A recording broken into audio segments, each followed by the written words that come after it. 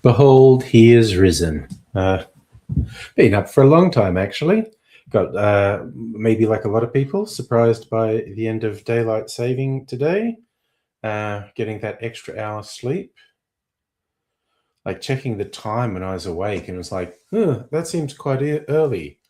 And then taking off my CPAP machine and it's saying I'd had it on for 8 hours. And it's like, how does that work? Then it's like, oh, daylight saving. Hello, honey. Hello, Charlie. How you doing?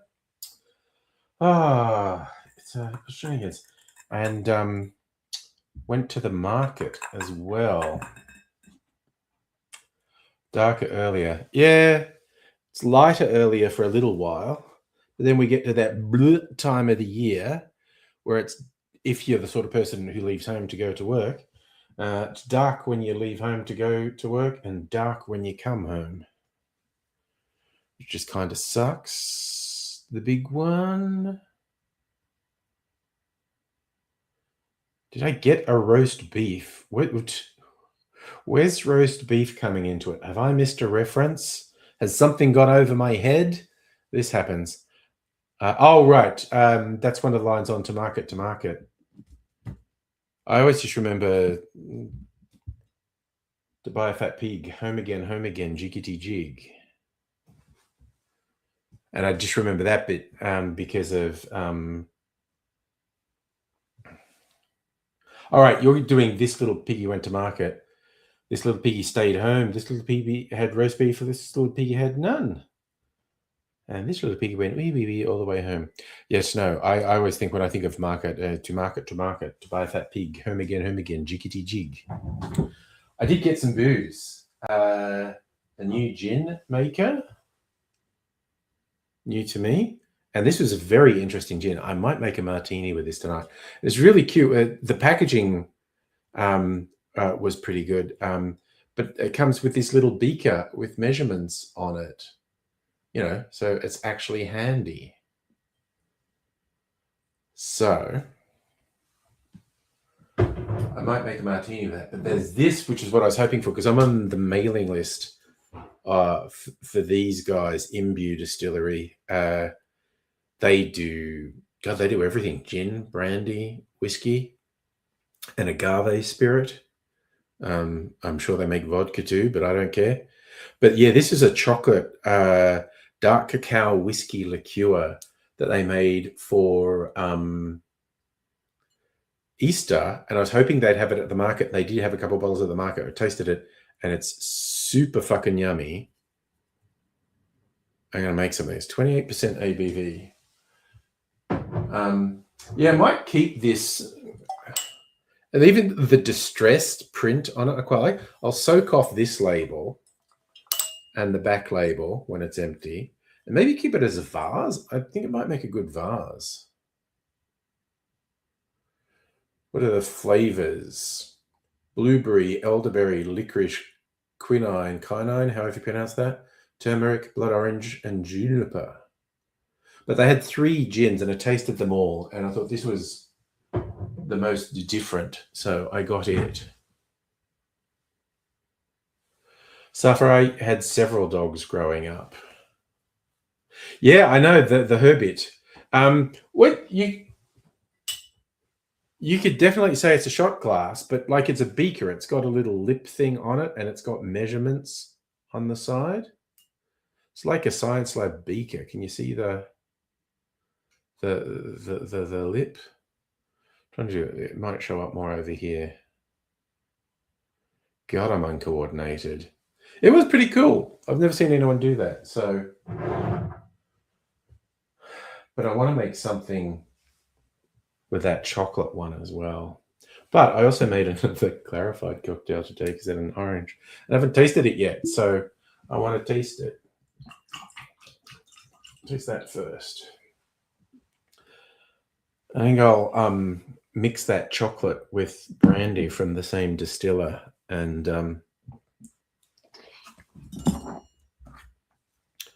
that'll be that.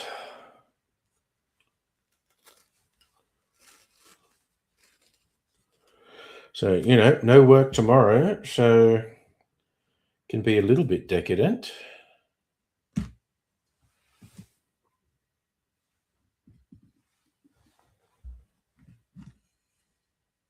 Oh god, the ice is being funny. I don't know if you've ever had noticed sometimes. I think it's only like big blocks of ice that do it, and I've got pretty big blocks of ice in there.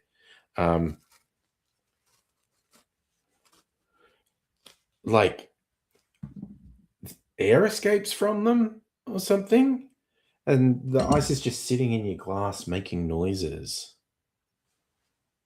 Or it's something about the surface. I don't know what the science of it is. Safa may or may not go a little bit long tonight. Or just see where the vibe takes me tonight. So yes, no responsibilities tomorrow, so I can go long, but we will see. Oh yes, no, the book video is ready, definitely.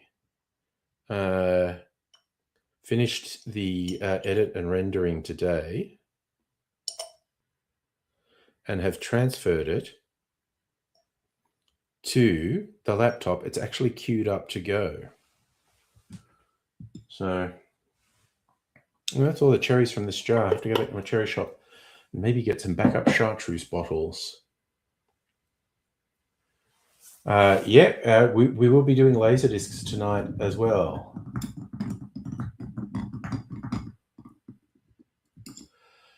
Okay, well let's go then.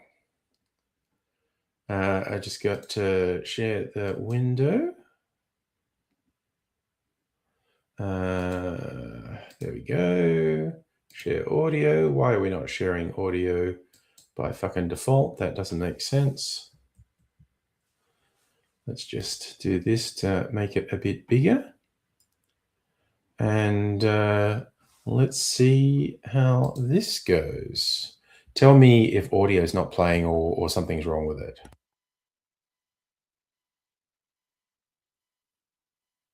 G'day cocktail lovers, it's time to add one more of my favorite cocktail recipes to the book. This time it's one of my favorites from 2025 called The Merry Widow. It's a classic cocktail dating back more than 100 years. You could liken it to a 50-50 martini that's a bit sweeter and has herbal elements.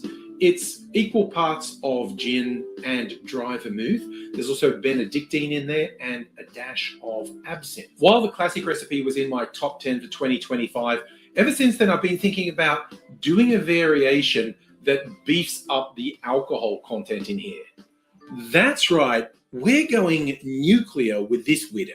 It's a relatively simple change inspired by a nuclear daiquiri. I'm going with a higher proof base spirit, and I'm upping the amount of absinthe that's in there. Some people say less is more. Well, here's an experiment where I'll find out if more is more. For high proof gin, I'm going with Archie Rose's Distiller's Strength Gin, which clocks in at 52.5% ABV, or around 105 proof. For the dry vermouth, I'm going with another Australian maker, Regal Rogue's Daring Dry. Then we have the Benedictine to sweeten things and add some nice herbal notes. And for the absinthe element, I'm using my extra strong blue absinthe. By extra strong, I mean 80% ABV or 160 proof. And it's rounding things out with some Peychaud's bitters. Before making the cocktail, I'm going to diverge with one of my occasional rants. When I say blue absinthe, a lot of people might go, that's odd. That's not what absinthe usually looks like. And you'd be right. The maker, who's Spanish, despite the rather French-sounding name Jacques Sonnot, has a little gimmick where they color-code their different absinthes according to the alcohol content. If it's green, that means it's 70% ABV. Red means 75% ABV. Blue means 80% ABV. And they even have an 85% alcohol by volume or 170 proof that is black.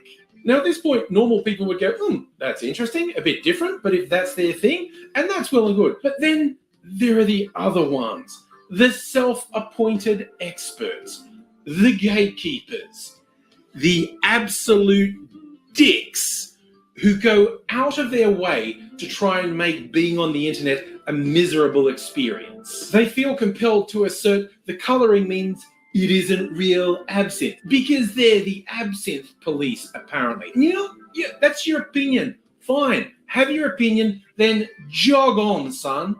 Because I don't care. In my experience, it isn't enough for these boring gits to have their say. They insist that you must agree with them, and they simply will not let it drop sometimes. I assume their lives are miserable and pointless because evidence. I have actually had to deal with some real pains in the past, specifically because of my blue absinthe. So I'm more or less preempting them here. It's like, you know what? You've got an opinion. I don't care. But I do have a message for you. Fuck off. Just fuck right off. And I want to be very clear about this because this type of person is usually not very bright. When you fuck off, it is not going to be a short journey. You may think you have fucked off in the past because I'm sure you've been told to fuck off. But I want you to keep fucking off the furthest you've ever fucked off. And when you literally think it's not possible for me to fuck off any further, you're wrong. Keep going. Fuck right off. I don't know about any of you, but I find that sort of outburst quite cathartic. So enough of that silliness. Now I'm going to make the cocktail. Here's how we do it. In a mixing glass, add 1.5 ounces or 45 mils of high proof gin, then 1.5 ounces or 45 mils of dry vermouth, then 1/3 ounce or 10 mils of Benedictine, then 1/4 ounce or around 7.5 mils of absinthe, and then rounding things out with 2 dashes of Peychaud's bitters. Add ice to the glass, stir that for 20 to 25 seconds to chill and dilute the drink, and then I'm straining that into a chilled coupe. I was quite intrigued as to what colour this was going to come out. Before I added the Peychaud's bitters, that was a nice green, and the red of the Peychaud's I thought might get a bit diabolical. It's not bad though, it's still a relatively clear drink. But what does it taste like?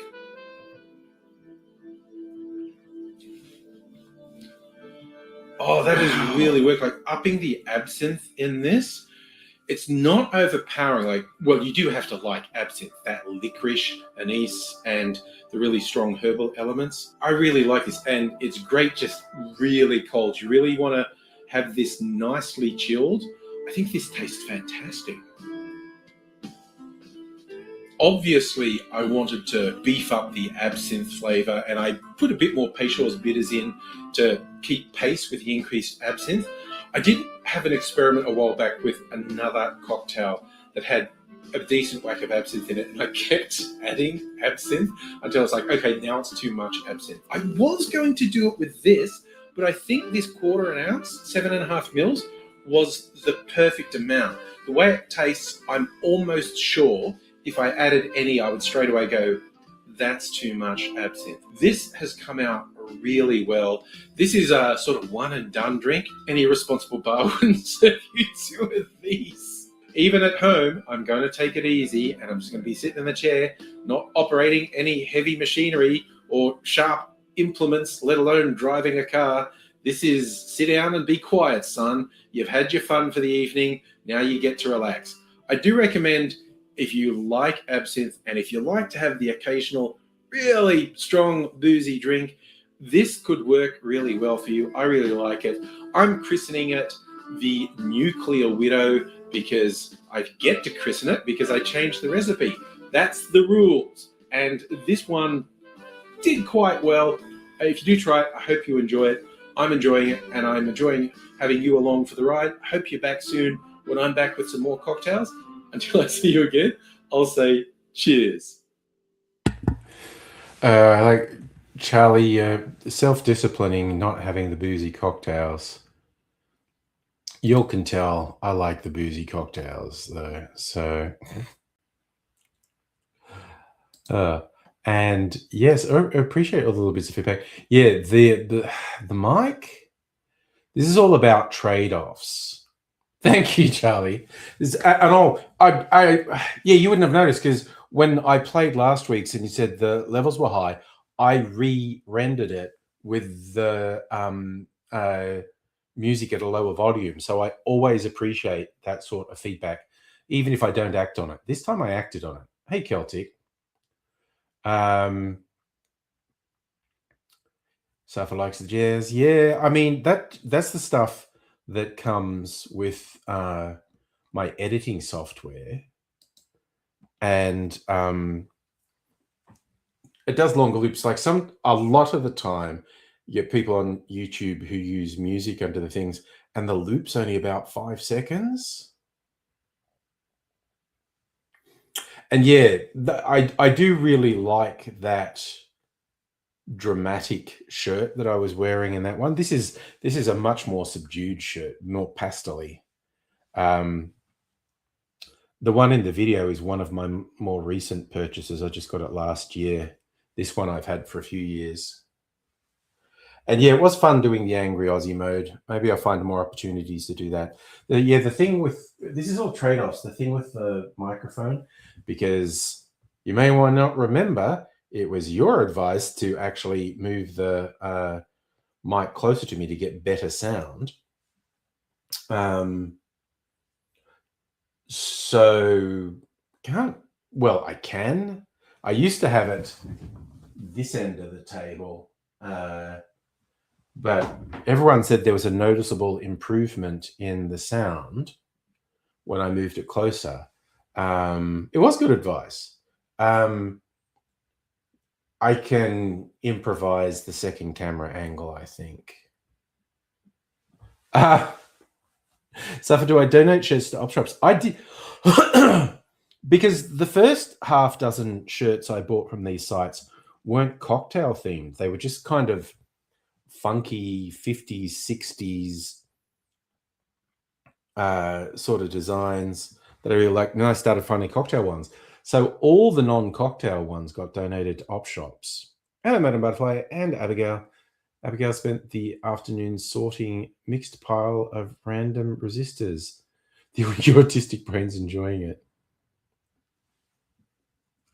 Like the autistic trainee doctor in the pit when someone comes in and I forget exactly how they did it, but yeah, like they've been dragged across the road and they've got gravel in all their abrasions, and the doctor says to the trainee, like, you'll love this. This guy's got about 1,000 pieces of gravel in his leg that need to be picked out. And she goes, ooh, 1,000.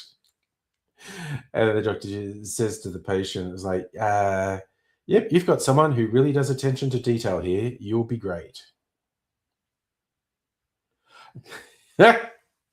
We're saying that was my neurospicy tendencies rearranging. Oh, look, everyone liked it when the thing was open. Actually, I'm going to go over here and make. Oh, Charlie, do you think I should have the cupboard open for the Laserdisc video? I am going to make something, and if I like it, I'll probably make it again for not tonight. For a video on the cocktail channel. This is going to be an old-fashioned. Where is it? How much of this is left? Not very much. Okay. Oh, but this has got a stopper I hate. Fucking glass stoppers. Oh, what a pain in the ass. Okay, so high proof brandy. Oh, I think this should have chocolate bitters. Oh, no, orange bitters. This should have orange bitters in it.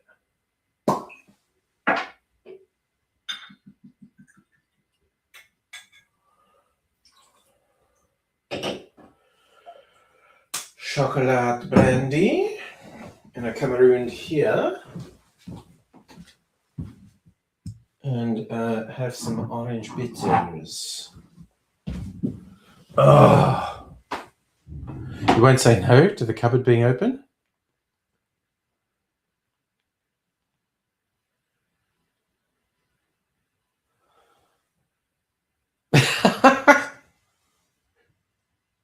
You can do the voice for Nell because it's fictional. There's not an illness. It's the whole thing of she grew up alone and so made her own language, and it is pretty funny, quite honestly.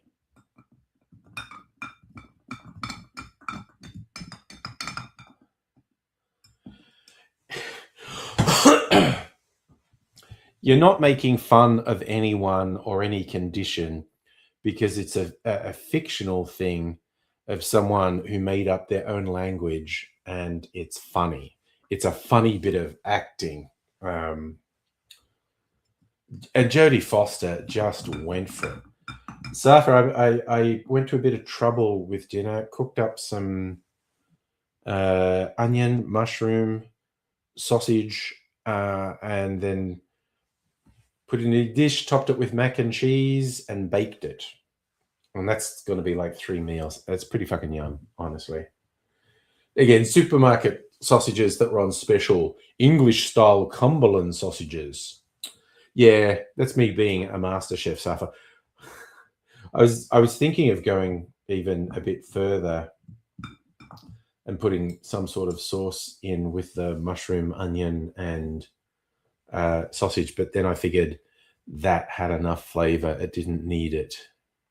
The sausages are pretty good. The way I do when I'm doing a bake, like I cook the sausages in the air fryer for 10 minutes, and they're not usually fully cooked to my taste at that point, but they're firm, and then I chop them up.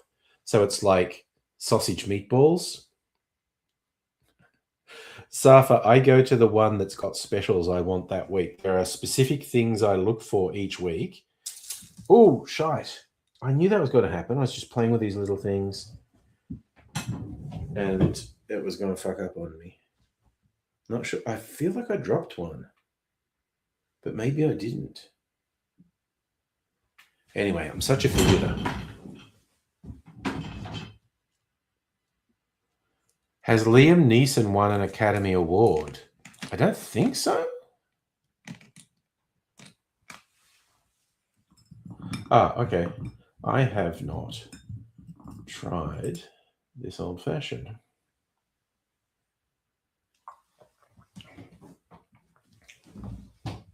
Fuck yeah, that's good.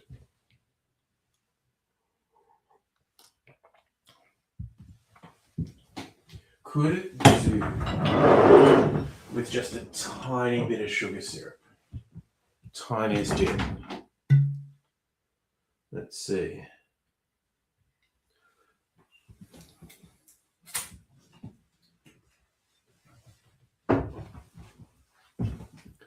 Does this make it better or not? Liam Neeson never won an Oscar, but he has played a character called Oscar. So there you go. That's the next best thing. Yeah, and I think Liam Neeson's got further away from winning an Oscar as his career's progressed, because he's just gone into cheesy action flicks. I think his early career is when he was more likely to have gotten an Oscar.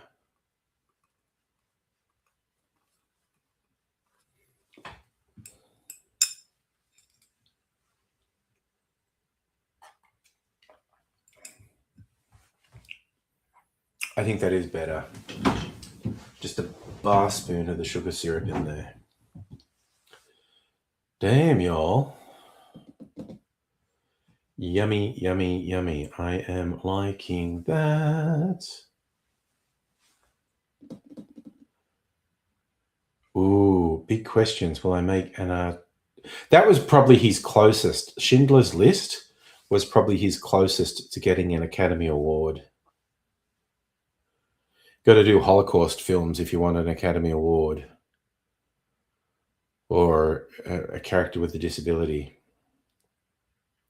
I think that's what Jodie Foster was going for in Nell. And it was just too funny.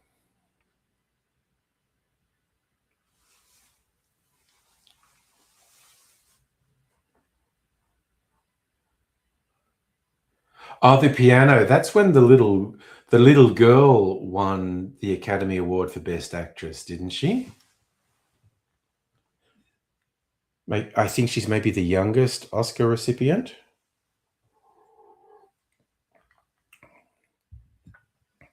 Which led to a really funny bit in a routine by Jim Jeffries saying, acting's not serious, acting's not respectable. Comedy takes more skill. Comedy, deserves. So best actor was Holly Hunter. Anna Paquin got best supporting actor. There you go. Which I think she was the youngest Oscar recipient, but I'm not sure. But yes, it led to Jim Jeffries having this fairly funny routine where he's saying, my evidence that acting's not serious is once they gave an award for the best actor in the world to a kid. And if a kid can be the best in the world at what you do is not very serious. Which I think is something. I think the whole routine is hilarious because Jim Jeffries going like, actors get more, or should be respected more. Comedians should be respected more than actors because they're not, and he knows it. But building a whole routine around that, I think, is really funny. So you've looked it up, Charlie. Tatum O'Neal, youngest competitive Oscar winner, best supporting actress when she was 10. Is that from AI? You just said at 10 when she was 8 years old.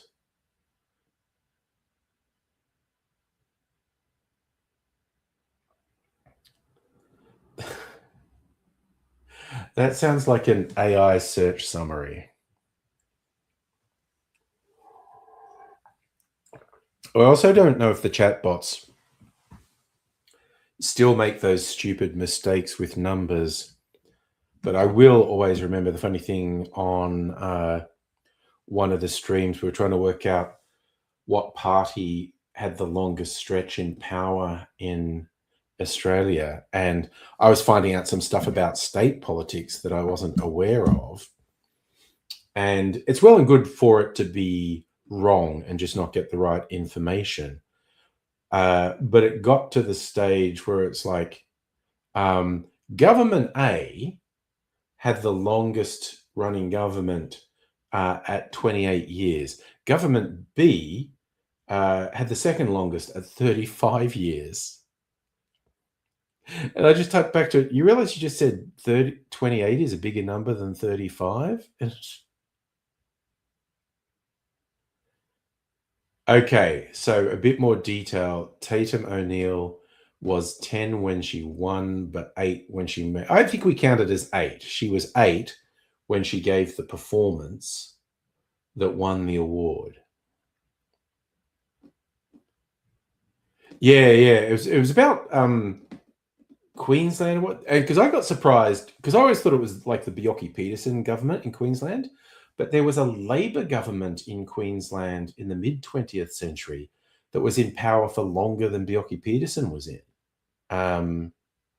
But yeah, that just stuck in my mind, that not just that it couldn't get the right information. I'm not even surprised when it doesn't get the right information, but when it actually vomited out some words where it said 28 was a bigger number than 35. It's like, fucking hell. Oh, so you've gone to the other spectrum. John Williams is the oldest to be nominated because he is a very fine composer, does great movie scores.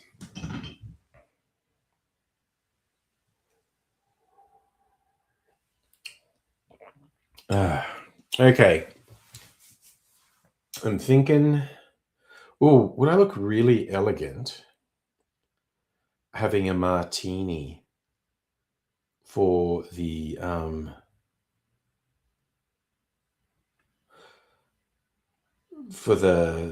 Laserdisc store? He was 90 when he got nominated for Fable. Okay, I still haven't watched Fabelmans. Is Fabelmans worth watching?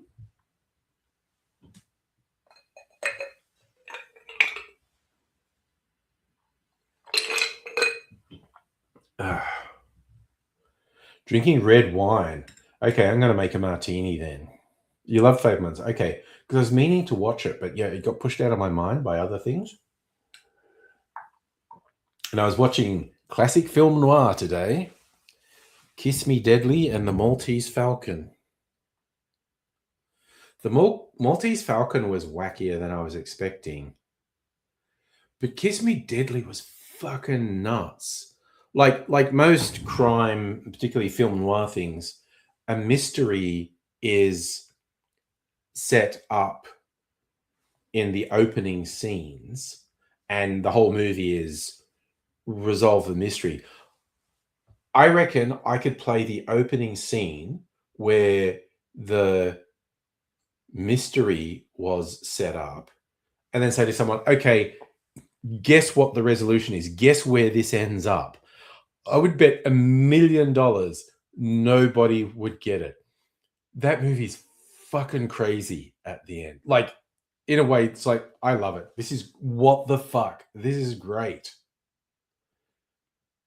And also, yeah, the woman from the Criterion Closet video was right. The opening scenes, the setup was full on.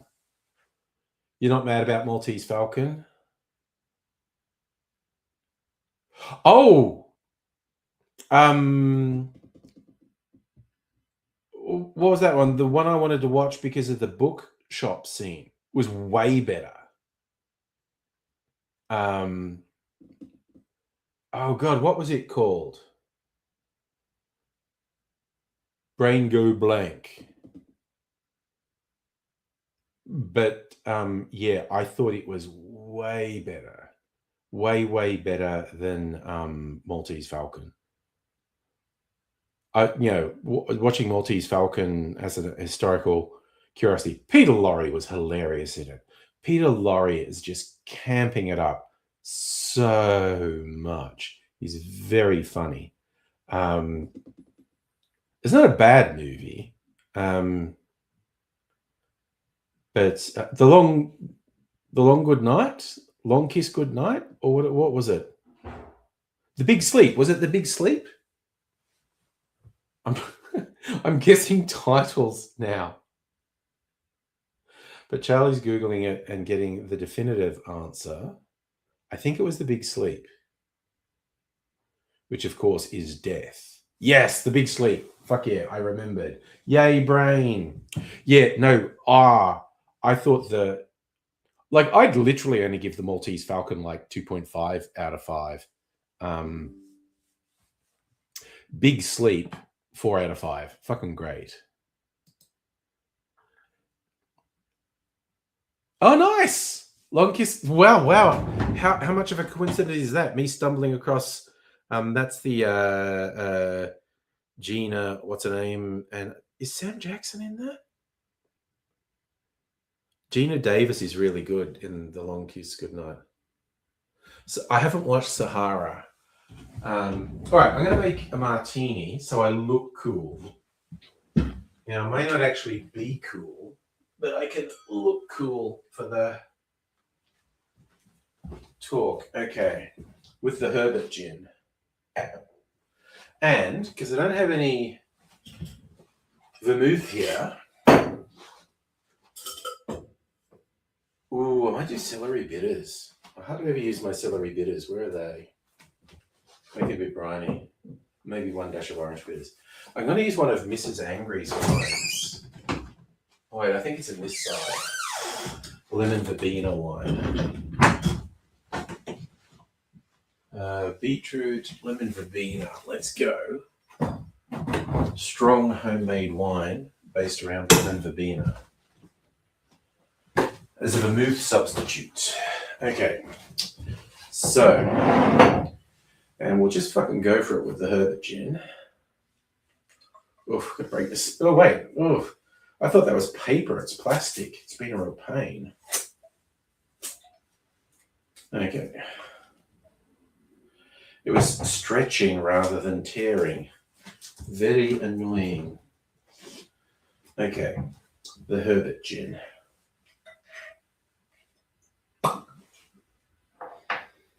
Oh, this is Really got some aromatics happening.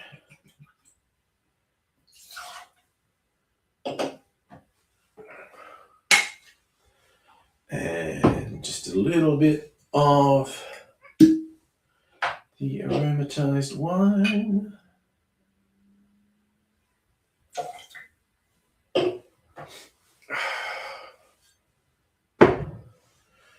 Two dashes of celery bitters.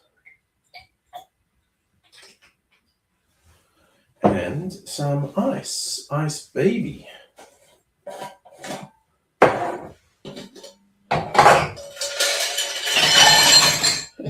Saf was asking, was my absinthe snob? No, the opposite. The whole point of that video is I was saying, don't be a snob. I'm a martini snob.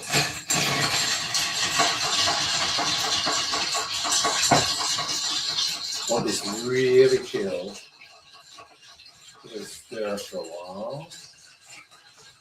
Should have chilled my glass maybe, but I didn't.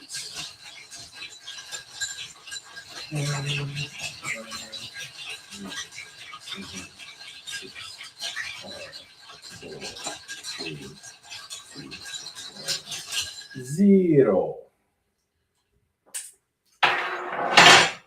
Hooyah. Strain that in there.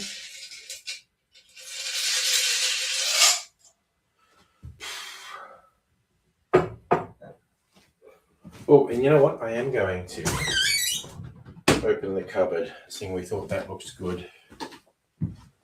All right.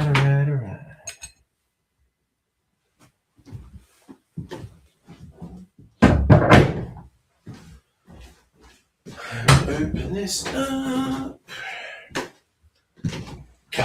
All right, getting ready for the Laserdisc talk. Do this to really show it off. There we go. I'll sit here. Only back in 20. Twitch doesn't let you log in anymore. Browser not supported. It's really because you blocked their ads. Damn. Yes. Oh, shit. I gotta get my microphone. It's not here. Oh, I'm nowhere near ready. What am I doing?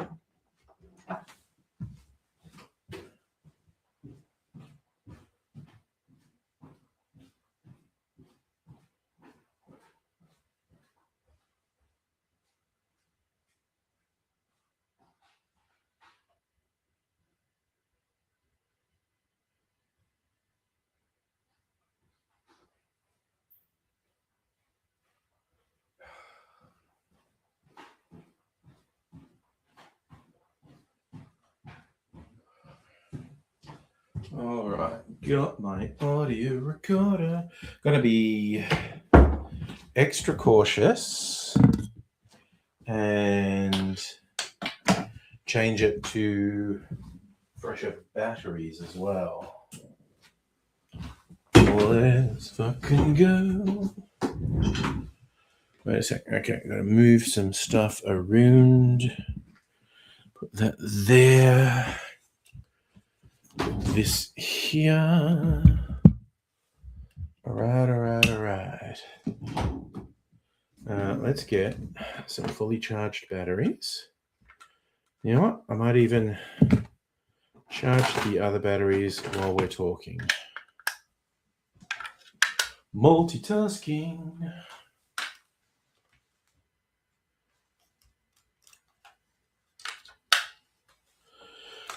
Probably don't have to change these batteries, but I'm being cautious. Wait, okay, what's that? That's the laptop.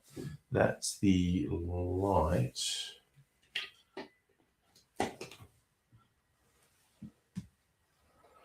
Actually not sure what that was.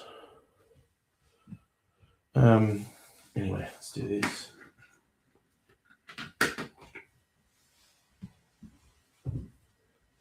Is that working? What the fuck is this?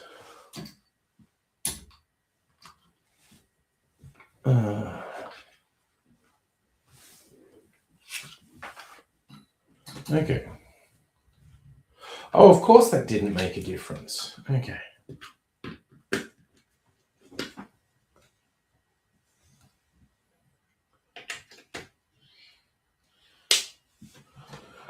Wait, why is this not lighting up? Oh, I don't fucking know what's happening at this point. Okay. I'll just set up and I'll send you the link, Charlie, and you can tell me when you're ready. Where's the link? In white. So it's the link. Hey, Hannah, how are you doing? Just gearing up to talk about laser discs. Okie dokie.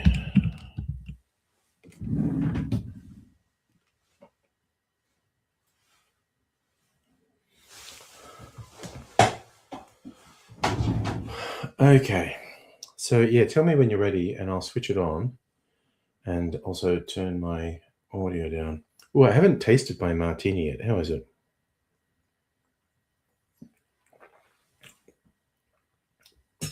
Oh, that's fucking class. Oh, that's nice. Hannah, Super Baby had an Easter cupcake, which means he rubbed it all over his head and body, touched everything he could reach. That sounds like baby stuff. Yeah. Nice. Dude, the camera worked first time. I'm very excited. Will wonders never cease. Yep. All right, I'm going to turn my Happy audio. Easter. Happy Easter, yes. I'm drinking the blood of oily Josh. Yeah. And I came again to my disciples. I don't know about anyone else. So, you know. Oh my. Yes. Trying to get some dirty lines in there. All right, are we ready to go? I'll switch on the audio recorder. Yeah, more or less. I don't see anything stopping us, you know. All right. We've got the audio recorder on. Let's knock this shit out and talk about some movies. Well, let's do it. I'm just going to get this going. And 1, 2, 3, 1, 2. Okay.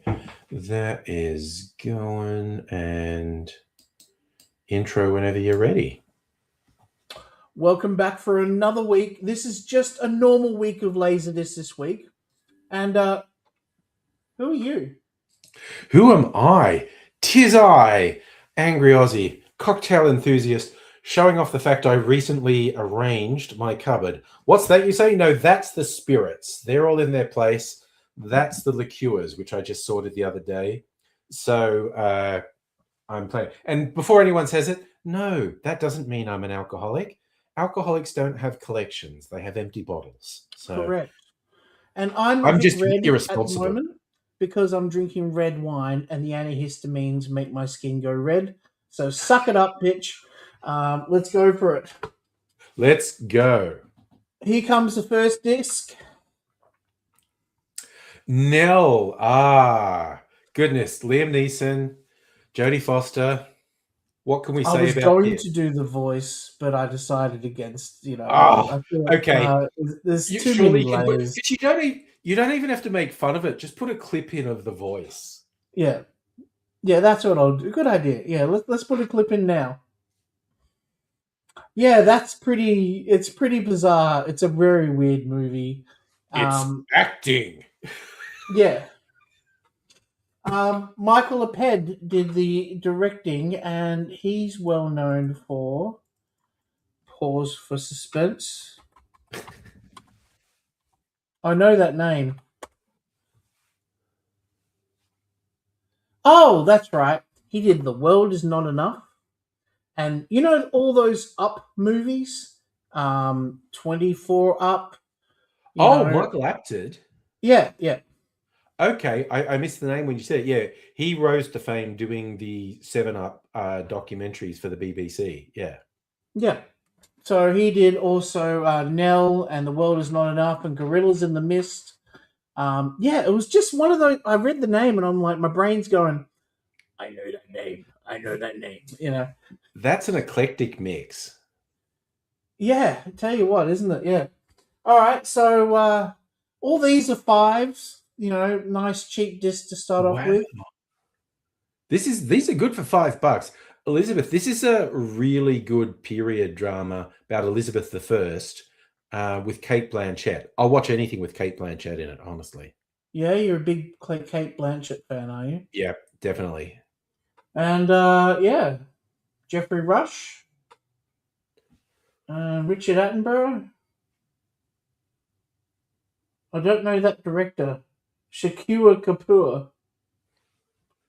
But yeah, 77, sorry, not 77 Academy Award nominations, including Best Picture.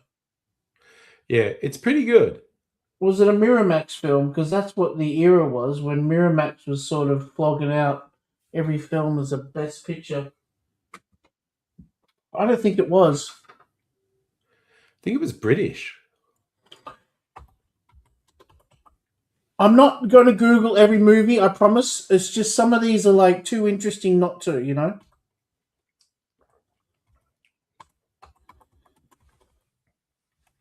$1998. Wow. Yeah, bordering on 30 years old. Okay, so he did a lot of Indian films by the looks of it. They're all the rest of the films I don't know because they're all in different languages.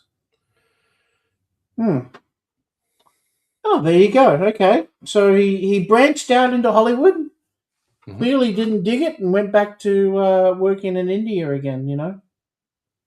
Fair enough. Anyway, here's one you will know. Oh, Copland. This is not the most famous Stallone movie. In fact, it's one of the least well-known ones. It's not bad, though. It's more drama than action. Which is saying something that it's one of his least well-known films when you've got films like Oscar and Stop or My Mum Will Shoot, you know, or Daylight. Yeah, he's still managed this to be a movie with, you know, with amazing a cast with Harvey Keitel, Ray Liotta, Robert De Niro, and yet somehow this is his least known film, you know. Yeah, no, it's just it wasn't a storyline that appealed to many people at the time. But worth watching. Yeah. Yep. It has an audio commentary on a track as well, which is good. Okay. If that's what you're into, you know, and $5, you know.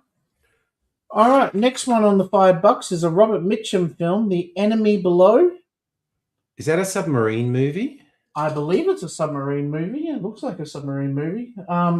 Here's the back cover, and that just screams out submarine movie, doesn't it? Yeah. You know?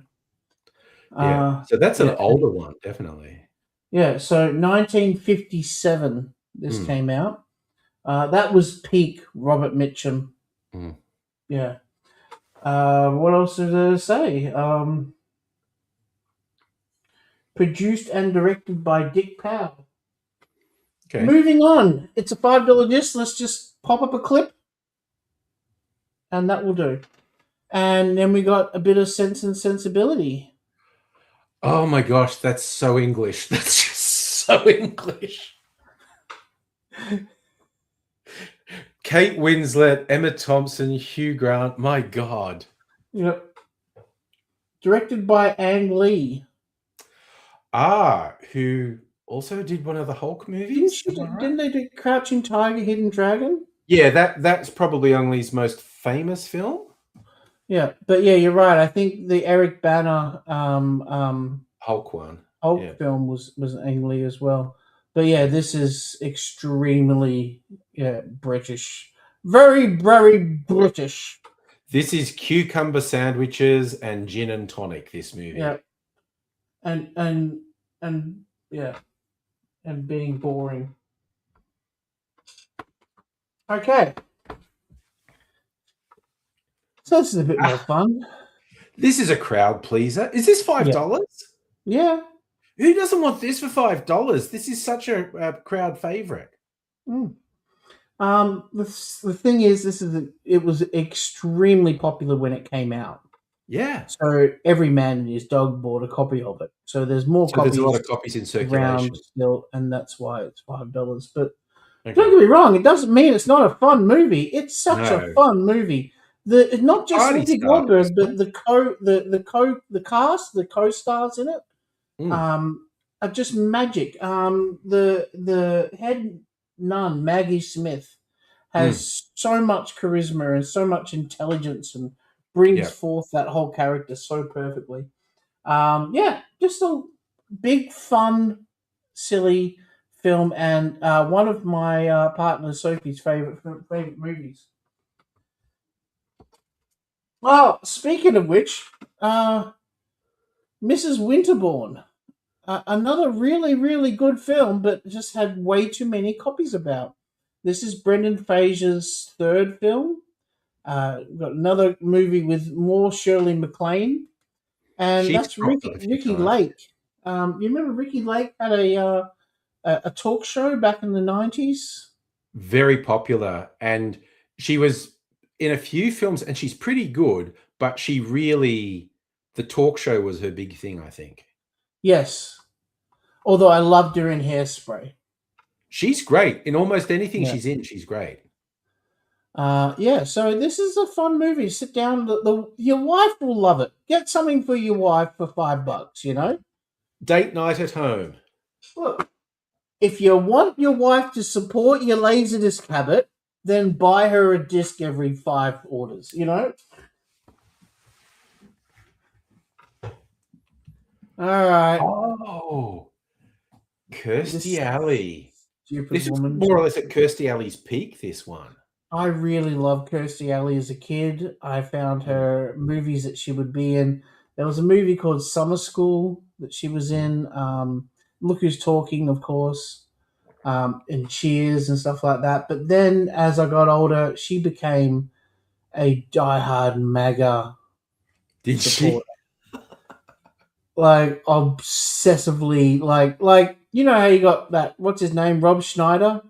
Yeah, has-beens. I don't want to be too mean, but all the people who are celebrities who jump on that bandwagon. Oh no, there's lots of has-beens who aren't Donald Trump fans, but it just seems like the ones that are all like we got Scott Bow and Dean Cain and Kirstie Alley and nobody cares crowd. Yeah, it just seems to be a run of it. And then you've got the odd actor who is actually extremely talented, who's also a Trump fan as well. Yep. Again, this is one of his lesser-known ones. But again, Clint Eastwood is just a very good filmmaker. From a technical perspective, he is a very good filmmaker. And this one's pretty good. He sure is. This one is actually a great film. And it stars the Australian actress Judy Davis. Yeah. Oh, yeah. She's like head of the CIA or something, isn't she? Yes, yes. She's mean. So the idea is the president. Is it the president having a hooker and the hooker dies? Are we going to give away the plot points? Oh, a little bit. We've got to keep talking because we're flying through these discs. You know what I want to give away? It's got a cuck chair. If that's what you've got bookmarked on Pornhub, this could be for you. It's got a cuck chair and a one-way mirror. So have you heard that song "Cuck Chair"? No. That new song. It's a great song. I'm gonna put a little bit of it up now. Really fun song. Who's it by? It's an Australian group. Is it Play Lunch? No. It sounds like something Play Lunch would do. I've only heard one other song by Play Lunch, and that was about the rental crisis or something like that. Real estate apps. Yeah. Cuck Chair. Yeah. Okay. Confetti Western. I'll bang it into. I'll just quickly bang it into Jukebox because I can't. Otherwise, I'll forget if I don't do it now. Share, copy, and then go to Angry Aussies, and then go to Jukebox.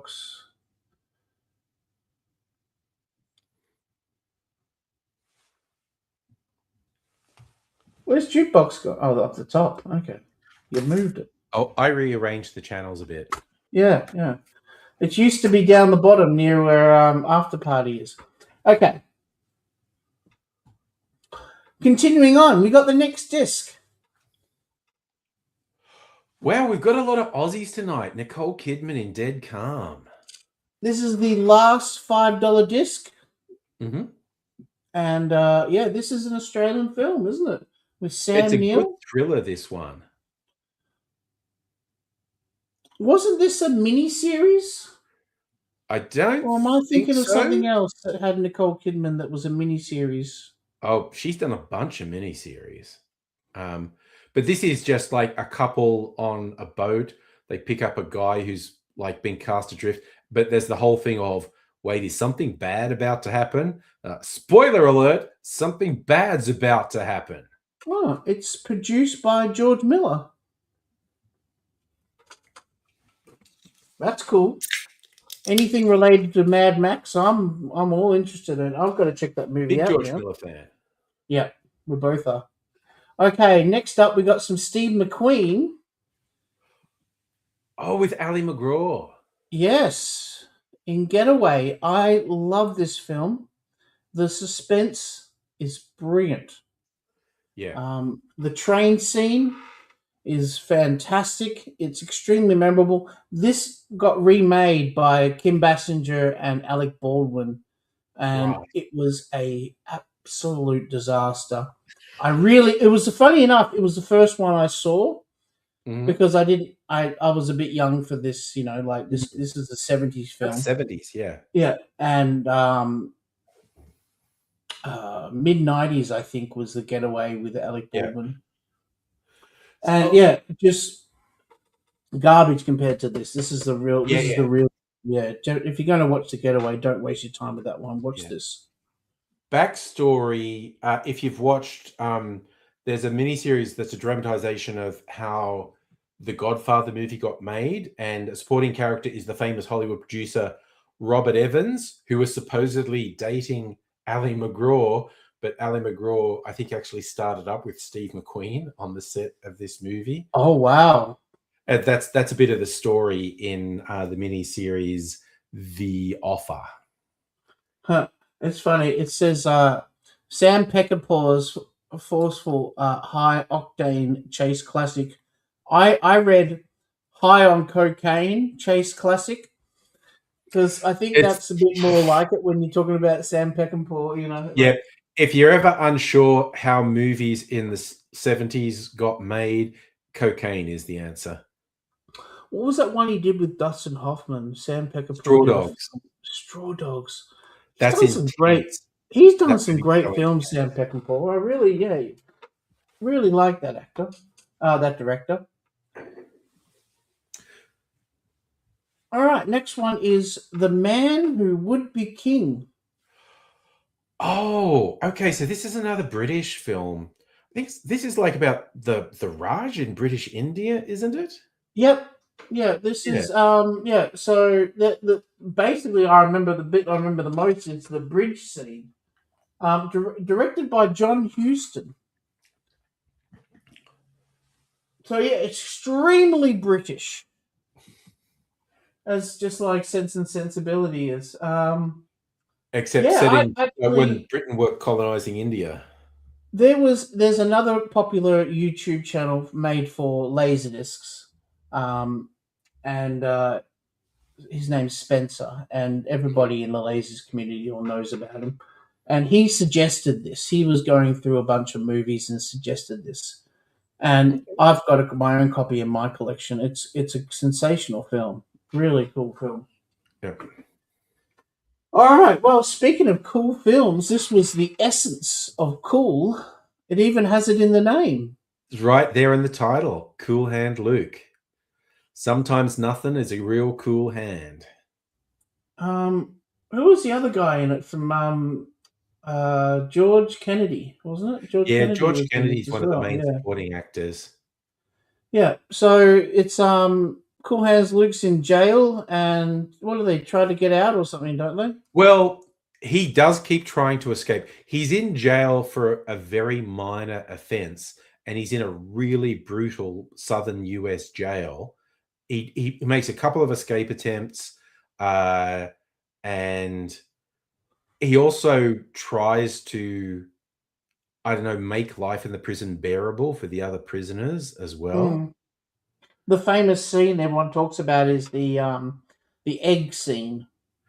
Oh yes, he takes a bet he can eat 100 boiled eggs or something. Mm. It's crazy. Um, Yep. yeah, there's a great line in it. What we have here is a failure to communicate. Failure to communicate, which was used in the song Civil War by Guns N' Roses. Mm. What we have here, we just can't, can't remember how it went actually, but yeah, we'll just play it. Bang. Next up, we've got some Cliffhanger. Stallone's second look in tonight, and this is a much more Stallone sort of movie, action. And spoiler ahead, this is the first Remy Harlan film for tonight. Oh, okay. Yeah, this is the same director as another movie we've got coming up, Longest Goodnight. More Remy Harlan. Yeah, he also did really well, and then married. He married Gina Davis. They went that's a off good and made achievement. the movie Cutthroat Island. That completely closed the company that was kind of sponsoring him, Calico. Yeah, Carolco, which made Terminator 2 and yeah. Cliffhanger, and I think they also did Basic Instinct. Yeah, big movie company during Yeah. the early '90s, and they spent hard and they partied hard, and Yeah. a lot of their money went on cocaine, Yeah. and they had nothing to show for it by the end of it because they had to close it all down, sadly. John Uh, Lithgow's the bad guy in that one. He's a what really a good great bad guy. What a great bad guy! He's I so love good. John Lithgow. I'm a Yeah. sucker for John Lithgow. Yeah. Yeah. And of course, is the famous scene where it starts off with him holding onto that woman, and it slips out of his hands, and you're sitting there going, "What the fuck? The movie's just started. What are you doing?" Yeah, that's his traumatic origin story. All right. Well, on to the next Remy Harlan film. Is that how you pronounce it? Yep. I think so. Rennie Rennie Harlan. Yeah, Yeah. Rennie, Renny. We have The Long Kiss Goodnight. I love this film. This film Mm. is fantastic. It's like It Gina. really blew me away, especially during. You know what I really liked was the transition when Mhm. she went from being ordinary housewife Mm. into trained killer. How Yeah. she learnt how her knife worked and stuff like Yeah. that. Yeah. Yeah. So Gina Davis's character is found washed up on a beach with a head injury, and she doesn't remember anything. And she ends up leading a normal life, marrying, having kids.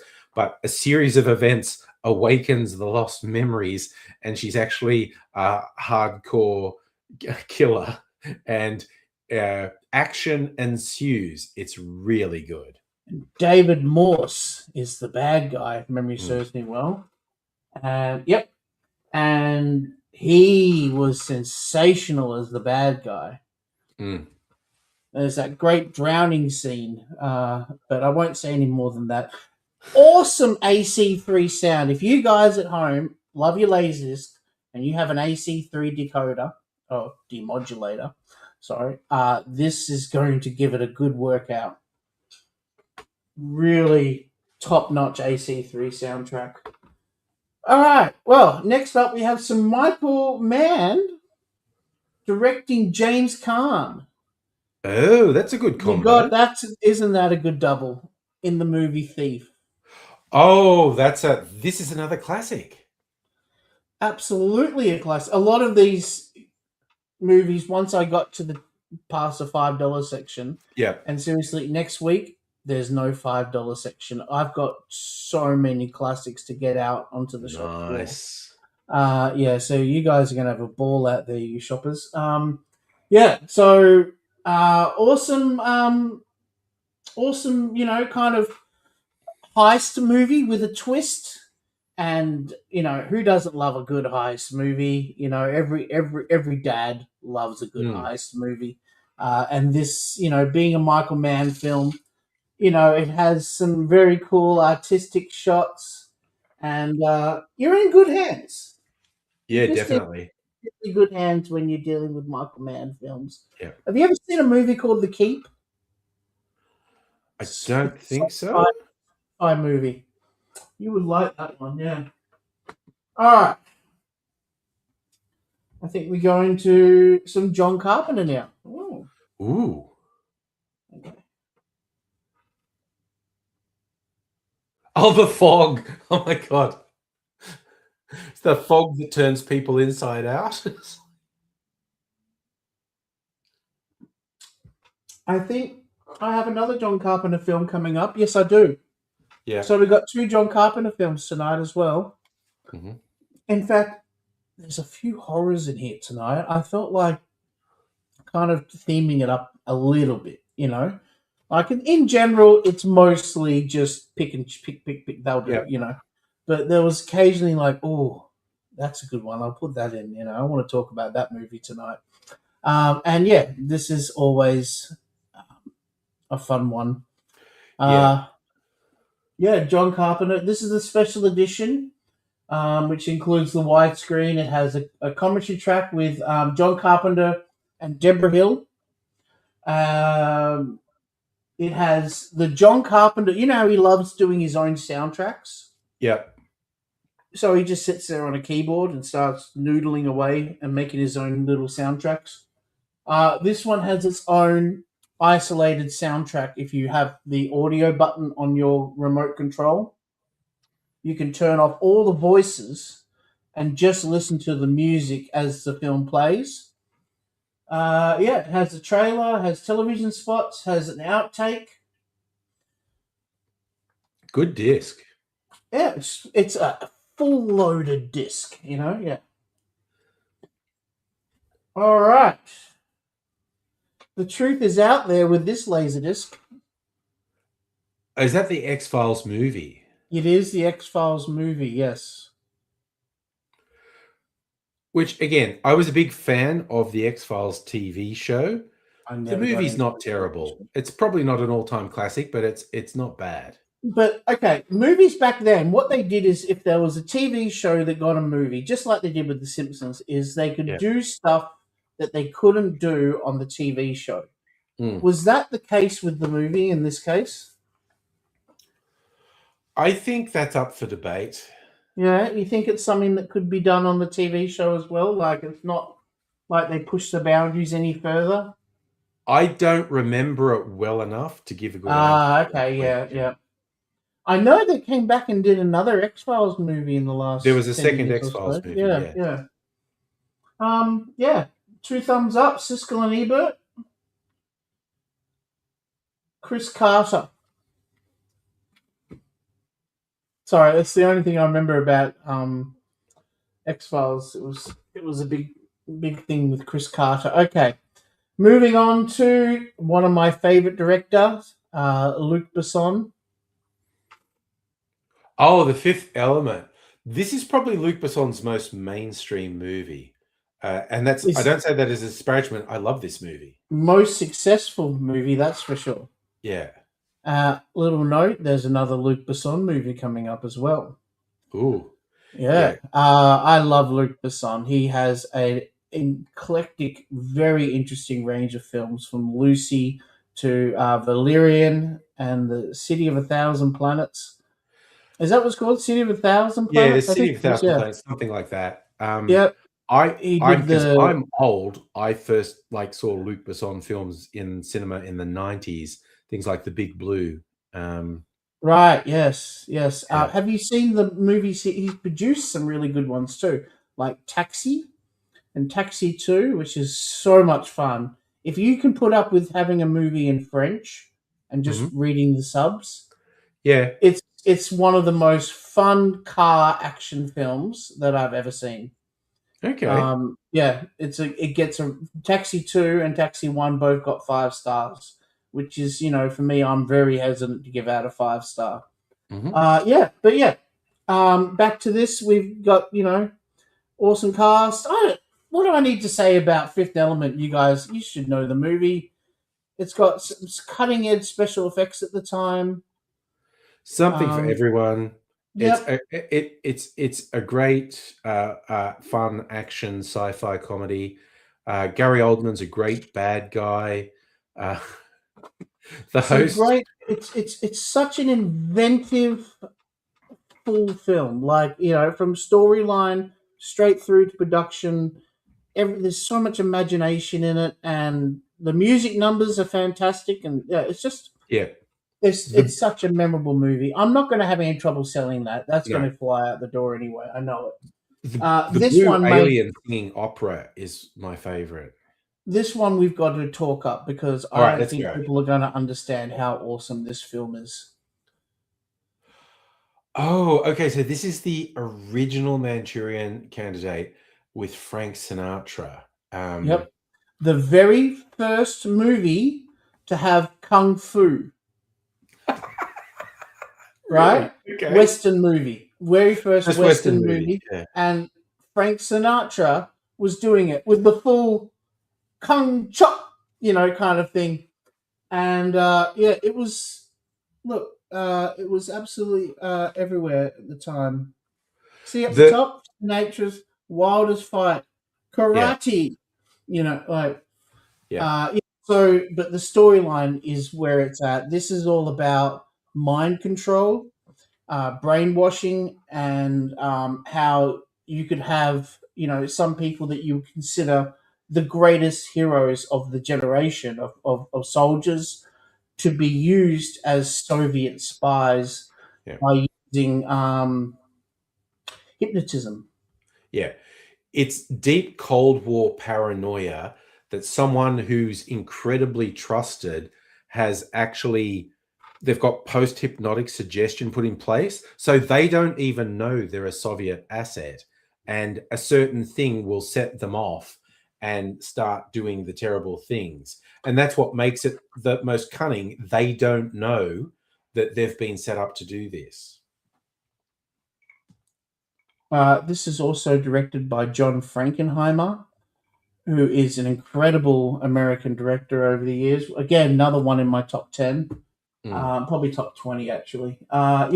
This is a great special edition version where it's a widescreen digital from direct film to tape, audio commentary with John Frankenheimer, on-camera interviews from the 1988 theatrical reissue with Frank Sinatra, John Frankenheimer, and screenwriter. An extensive photographic diary. So that's that thing where you move the jog shuttle and it shows you all the photos, production stills, promotional materials, and the original theatrical trailer. Again, a nice shockers full of special features. And guys, this is an all-time classic film. It's kind of essential viewing if you're going to, get into some deeper. It's like Criterion style film. It's a really good one. So yeah, check it out. And so is this one. In fact, actually, Oh, wow. All the President's Men. yeah. Back when journalists stood for something.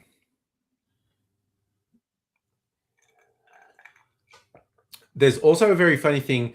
I think William Goldman is credited as the screenwriter for this one. He wrote my favorite movie, The Princess Bride, and a few others. He's a very well-known Hollywood screenwriter. In his book, Adventures in the Screen Trade, he dishes a bit of dirt on this and the rewrites that Dustin Hoffman had someone do to make his character sexier. Very funny. It's like, okay. I don't know if that's something that I see when I watch that movie. That there's I don't see much sex appeal in All the President's Men. I think the phrase I remember from William Goldman's book is like, I'm not going to pass judgment on the quality of the rewrites, but the way it came out, Dustin Hoffman's character sure was catnip to the ladies. Oh, well, he was definitely going through that era at the time where he was very big with the ladies. Midnight Cowboy came out about this time too, didn't it? Shout out to Short Kings, and of Dustin course, don't Hoffman. forget Don't forget The Graduate, and Yeah, he definitely made a name for himself at that point. And yeah, definitely. nothing compared to Redford, though. Redford was just batting women off. You know, he was like that. Oh. What's his name? The Eddie Murphy. You know how Yeah. he's doing that joke about, you know, having pussy thrown at you constantly? Yeah. Mm. Yeah, That Redford was was maybe second only to Warren Beatty, honestly. oh, Paul Newman. No, but Warren Beatty actually chased the women, is what I'm saying. Oh, right. You mean he was another woman chaser as well? Yeah, more than Redford or Newman. But damn, I mean, yeah, Robert Redford McQueen, was that would have a been very big big at that 70s time sex symbol. too. It's funny that you mentioned that. Well, the sex symbols of the late 70s. Yeah. When men were men, you know. And Chic Yeah. Nervous. Sorry? What? Yeah, when they were very hairy and had bad teeth. Okay, next up is a bundle. Ooh, bundles. We love We got to do bundles. one bundle at least, you know, one bundle Yeah. and one criterion I try to sneak in each week. Yep. This one is okay. This is a bit of a weird bundle. Okay, how did I get to this conclusion where I joined Face Off, Face Off. Air Force One, and Starship Troopers together? And you're like, I, for what? one, am stumped here. Yeah. This is a Laserdisc nerd thing only, right? These three films were all printed in Australia, Oh, okay. right? These are the only three films that Australia printed in NTSC made for American Laserdisc players. See, There you go. because we live in a PAL region, Yeah. so we don't have NTSC discs. But there was a massive demand for extra copies of these films because this is the peak of Laserdisc when these films came out. Yeah. 1996, I think it was 96, early 97, and so Australia stepped up to the plate and made three movies, and these are extremely sought after in America, especially this one here, because Starship Troopers was made by an American. In America, it came out on Sony or TriStar, I think it was, and they had the worst pressing plant in the world. And dear. that was called the DADC pressing plant. And if you have a copy of Men in Black, for instance, and there's two versions, the Pioneer one or the DADC version. And if you've got a DADC version, it's usually by now rotted. Ooh. But if you've got a Pioneer version, or same goes with Starship Troopers, if you've got an American Starship Troopers, by now it's going to have that speckly on the screen. There's, remember when you used to have, when you had rabbit ears on your TV, Yes. and you weren't getting just quite perfect. It was 99% there, but there was dots all over the screen. Yeah.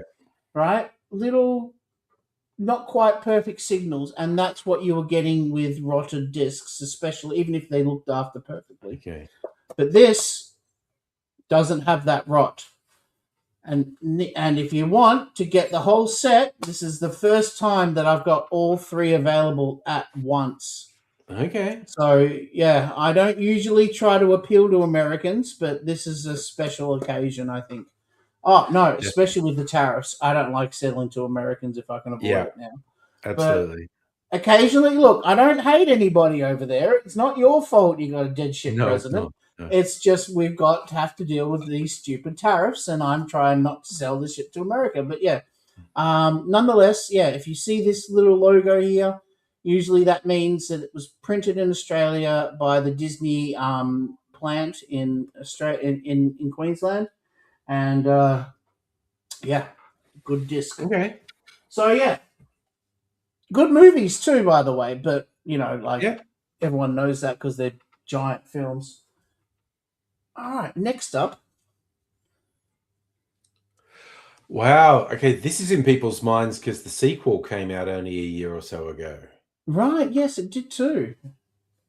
Beetlejuice came out. Hmm. So if you add the films and put it in line, then, something happens, doesn't it? Yeah. Yeah, because you'll be saying his name 3 times at that point. Okay, so this is, if you're a Lasers collector out there, you will recognize that this is not the usual cover. Down here, where my finger is, it says widescreen. This is a extremely rare widescreen AC3 version of Beetlejuice. 99% of them are in standard pan and scan with a Yep. stereo soundtrack, Yep. just like a videotape. But this is the real deal, baby. This is about as good as it's going to get if you're a big Beetlejuice fan. Yeah, I've got one of these in my collection, but I end up paying way more than I'm going to sell this one for, because it's extremely high in demand. It's like Goonies. You can get Goonies easily for like $10 if you buy the standard pan and scan version. But if you want the widescreen version, um, it costs a bit more, because it's harder to get. Okay. Watch out for those sandworms. Okay, we've talked about this movie before, but we're doing it again. I love this. I think this is really underrated. George Clooney as a bad guy, he's a great bad guy. Dust Till Dawn, Robert Rodriguez directed Mexican vampires, basically. Yeah, that's a good way to put it. Yeah. But this was the first time, to my memory, George Clooney played a bad guy, and I think he's a really good bad guy in this. Harvey Keitel didn't really give much of a performance, but I think it was more just we just want him here. Like Yeah. you supported us when we needed you. Now Yeah. here's an easy paycheck. Come on over and have some Yeah. fun with us. We really love you. Salma Hayek was one of her early she's roles. incredible in her scene as a I don't know how she. amazing. Yeah, she doesn't age, that woman. She's like Paul Rudd, the female Paul Rudd. She's the female Paul Rudd. Fred Williamson, aka the Hammer. I did in 2024. I did like 6 months of just Fred Williamson films. I love him because he has some rules stipulated in his contract when he signs up. You know how Vin Diesel is very. I can't get hit. I can't get knocked down. I can't get killed in the first act or stuff like that. Like there's certain rules to me signing the contract. Fred Williamson had the same thing back in the 70s. Fred Williamson was seeing a lot of black actors in white people's films and seeing them always die, and was like, I ain't doing those, baby, And he chose movies and then ended up directing a lot of films where he became an action star, and a brilliant action star.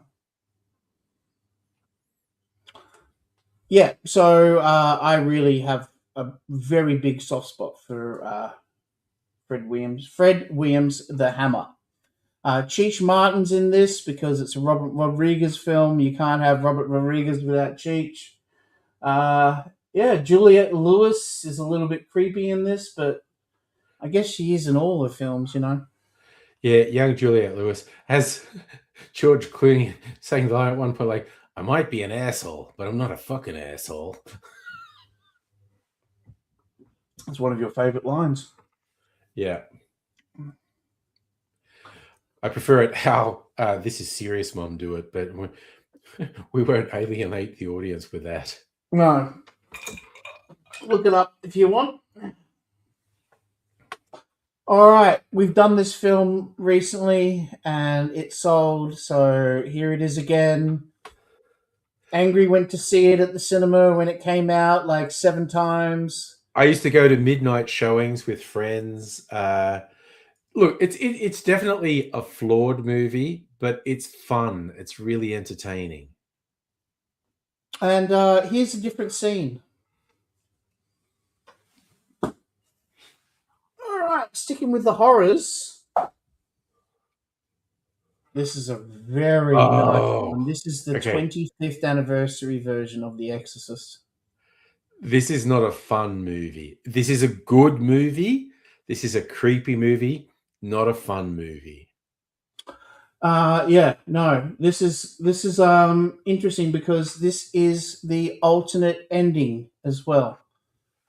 I did not know that. Yeah. So this is the special ending. Yeah, the William Friedkin approved version. Okay. You see, because the ending was seen to be a little bit hardcore for audiences back then. Because thing is, you got to remember, 70s audiences weren't able to handle horror the way that we sit back and laugh at it nowadays. A lot of them were vomiting in the cinema. Yeah. To some of this stuff that was going on screen. William Friedkin got hundreds of death threats for what he did. And it messed up Linda Blair. Yeah, Linda Blair's life for years. Literally what I was about to say. Did this mess up Linda Blair's life? Yes. Is an example of Hollywood abusing children? Yes. Yeah, so in this case, there's a very dark undercurrent of that with the movie.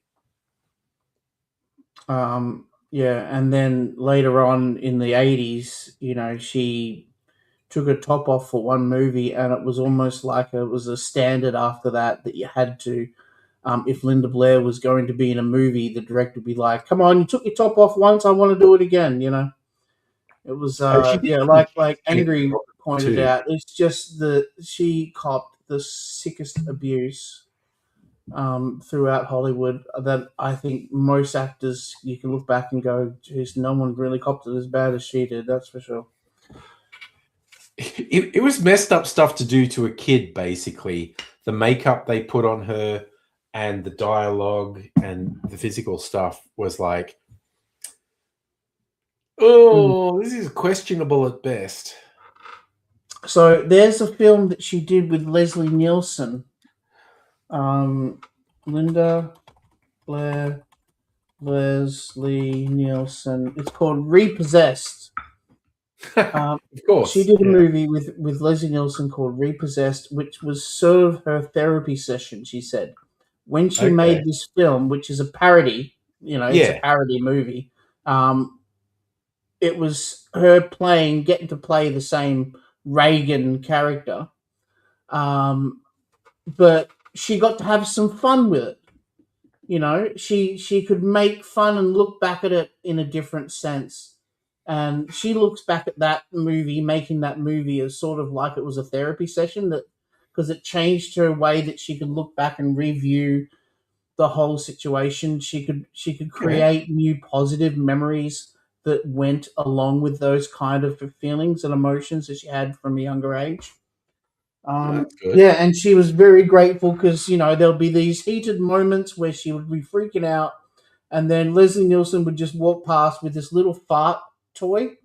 He had this little key ring that would make this little noise, and it'd be something that emotionally happened or something, and then he'd just walk past and go, "Oh, excuse me," and he'd play it so straight, as he does. Okay, the Criterion film for this week. Mm-hmm. The Long Good Friday. Okay. Tell me about this one, because I've heard of it, but I'm not that familiar with it. I was watching this movie and I was eating Cheetos. You know the ones, the circle ones that you put your finger into? And I choked on it. And my uvula, that thing that hangs down in your neck? Started swelling. And I couldn't breathe. Oh my God. And I almost died watching The Long Good Friday. Charlie I was had almost an killed by a ambulance. Cheezel. I had an ambulance pick me up, and they took me off to hospital, and they had to stick a tube down my neck to help me breathe, and it was extremely fucking scary. And yeah, it was like very early on in my relationship with Sophie, and yeah. Anyway, so that's man. my review on the Long Good Friday. I haven't horrible. eaten Cheetos ever since. Wow. Pick it up That in went. I was not Criterion. expecting where that went. I'm sorry, honestly, I watched it and I started. It's a gangster film where Yeah. Bob Hoskins plays a very tough British gangster, but just gets completely cucked. And his wife, played by Helen Mirren Yep. from Cook Weave, Cook the Thief, his wife and her lover. You know Helen Mirren. Helen Mirren's Fast and in a Furious. Sorry, million. okay, yeah, of course you know who she is. Sorry. Kind of manipulated other gangsters who were higher up to fuck over Bob Hoskins because he was abusing her as well. Yeah. Pierce Brosnan's in it as well. Very young Pierce Brosnan. Yeah. I love a Yeah. classy British crime film. Yeah, very cool film. You know, just the essence of cool, you know. Yeah. Okay, the other Luc Besson movie, and I know what you know it's going to be already. La Femme Nikita. Yep. I love this film. It's really good. So it was one of the first hot girl as trained killer movies. Yes, this was such a great action film to watch, you know, like even if you don't like I walked in on this like going, I don't know what this is, but I like Luc Besson, I'll watch it, you know. And it's such a roller coaster, you know. The only catch is it is in French, but you can adjust it to make it English. It has a English dubbed soundtrack, but the original voices aren't real if you put on dubbed. Like it's someone else talking in English. Yeah. If you want the original voices, it's in French, and you can watch the. It's got subtitles. Yeah. That's the best way to watch it, if you ask me. Definitely. Look, honestly, if subtitles put you off, I just encourage you, be brave. You get used to it very quickly, I think. And this is so stylish, this movie. It's shot so well. This is Luc Besson as director really coming out. Yeah, this is Luc Besson showing us that, hey, I'm going to kick your ass over the next 20 years or so, 40 years. Yeah, because this was 80s, wasn't it? I feel like this is 80s. There was a Hollywood version, predictably, with Bridget Fonda. That was in 91. Called The Assassin, which is not terrible. It doesn't hold a candle to La Femme Nikita, but it's not terrible. And then they did end up doing a TV series inspired by it, and they went back to the name La Femme Nikita. But there have been so many movies that have copied La Femme Nikita over the years, like that ballerina movie, or the Red Sparrow movie. Or, there's dozens of them. Yeah, there's any of those ones where you can see, you know, a woman who was trained from a very young age, who was, you know, forced to use sexuality as part of her weapon of destruction and stuff like that. Yeah. You know, it just meets men's egos a lot, and they just eat that shit up. But then you've got the action, you know, and it just makes it all worth it. Okay, and as I mentioned, there's another John Carpenter movie. Oh, The Thing. Oh, this is probably my all-time favorite John Carpenter. Oh, all-time favorite. Okay, you're not going to like mine. Mine's Big Trouble in Little China. Okay, that's fun. I have no objection to Big Trouble Yeah. in Little China. Yeah, I'm a sucker for that movie. It's just But this Jack is Burton is this is a roller coaster. This one, this was so unexpected with just over the top El Grosso effects that I don't think anyone was expecting. And no, its yeah, it would have suspense, been, you know, its impact, yeah. action, its special effects. It's just wild. And Kurt Russell worked really well with John Carpenter. Yeah, They did another movie called Escape from New York, yeah, and of course Escape from LA. This is like you can see on the front. This is a signature collection disc, yeah.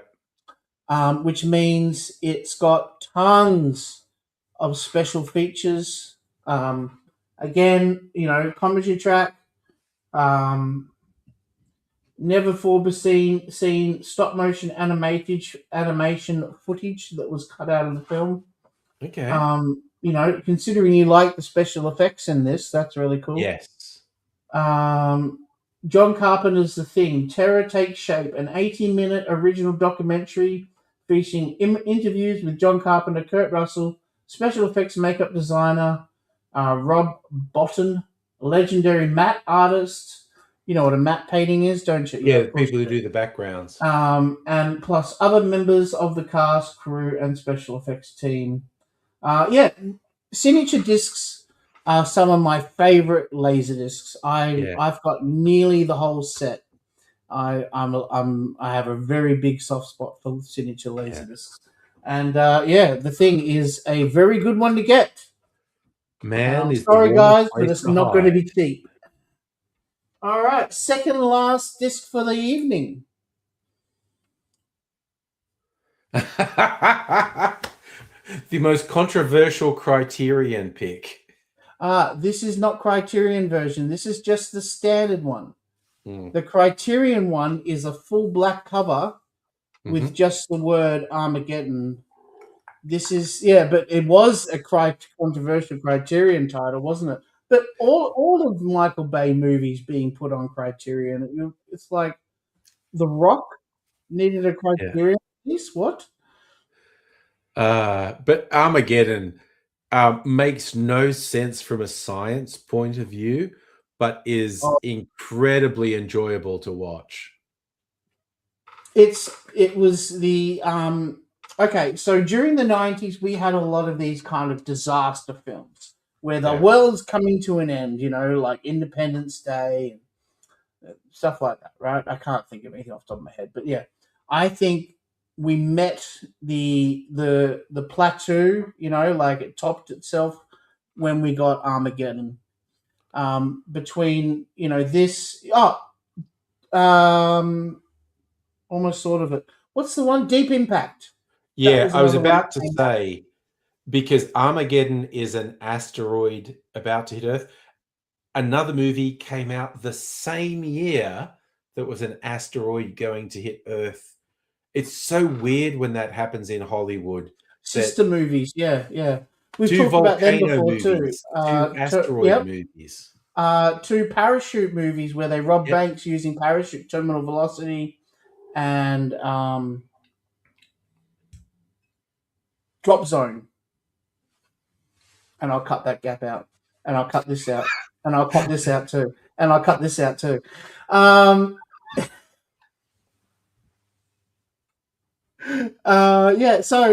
great film, lots of fun. Of course, there's the famous quote that Ben Stiller made to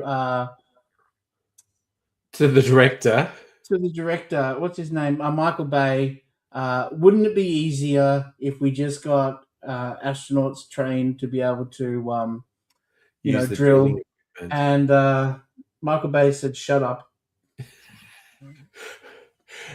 I don't know if it's on this, but no, this one doesn't have the commentary track. No, but this does have the Aerosmith song "I Don't Want to Miss a Thing." Yeah, because you got to have that. Ben did do a funny commentary track for DVD, I think, where it's basically he's like, and Laserdisc. He's basically saying like, "Yeah, I don't know about this movie." Yeah, the Criterion Laserdisc is when it first appeared. That yeah. Okay, lucky last. This is an Elite Entertainment pressing, so you know it's going to be brilliantly made. Another company I like to follow, just like Signature Collections. I really love these Elite pressings. And this is George A. Romero's Dawn of the Dead. Oh my god! Director's So, a box set. oh wow, this looks like a really good thing to get. Yeah. If you So- you like your horror movies, Yeah. this is a must. Yeah. Was Dawn of the Dead his second or third Dead movie? Oh, now you got me thinking. Now I'm stressing you. Yeah. You got me thinking. Hang on. Okay, because of course he rebirthed modern. Night of the Living zombie Dead was the movies first one, obviously, right? Yeah. with Night of the Living Dead. He ended up making at least half a dozen Dead movies, and I honestly think all of them have something to offer. Dawn of the Dead. Is that the You've got the list. Number 1, Night of the Living Dead. Number 2, Dawn of the Dead. Okay. Number 3, Day of the Dead. So, Dawn of the Dead, I think, is the underground camp where they have Is the it underground shopping mall bunker. one? That's Day of the Dead. That's Day of the Dead. Okay, I'm gonna have to check up. Yeah, I have a funny feeling that I'm right.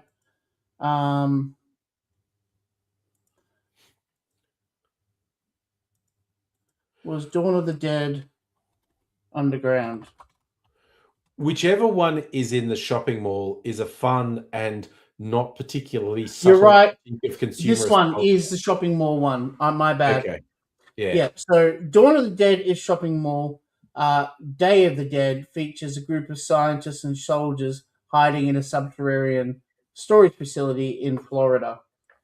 And that's my favorite one of the three. I really love that underground. Everyone loves the shopping mall one because of that great scene at the end when they convert the car into like a zombie killing machine and stuff like that. That's really, I get it, but I really love Day of the Dead where they, try to train the zombies. Yeah. And stuff like that. I just thought that was cool, Yeah. So they're the three big ones. All the rest of the zombie films you can, take it or leave it. But when you're going with George A. Romero, yeah. I think some of the subsequent ones that were like direct-to-video stuff are actually pretty good. Return of the Living Dead, Diary of the Dead. I think he continued because they were social commentary. His zombie films were social commentary. Like I said, Day of the Dead, a not particularly subtle critique on consumerist culture, centering it around a shopping mall.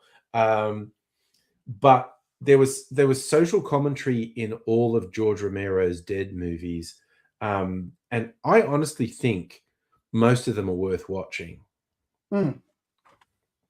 So that brings us to our conclusion of 30 movies for this evening, or this afternoon, or this morning, depending on what time you're watching this video. Depending where you are and when you watch. Angry's going to go back and hit that bar. Oh yeah, I'm gonna look. It's as we shoot this, it's Easter Sunday, and I don't have to go to work tomorrow, so no one's stopping me. Polish off this bottle of Penfolds, and hell yes. Thank you very much for joining us, guys, and we'll see you next time. There were some great ones in there. Oh my God, some of the $5 ones were incredible bargains. If you don't have them and you're a Laserdisc person, you need to get them. Absolutely, you do.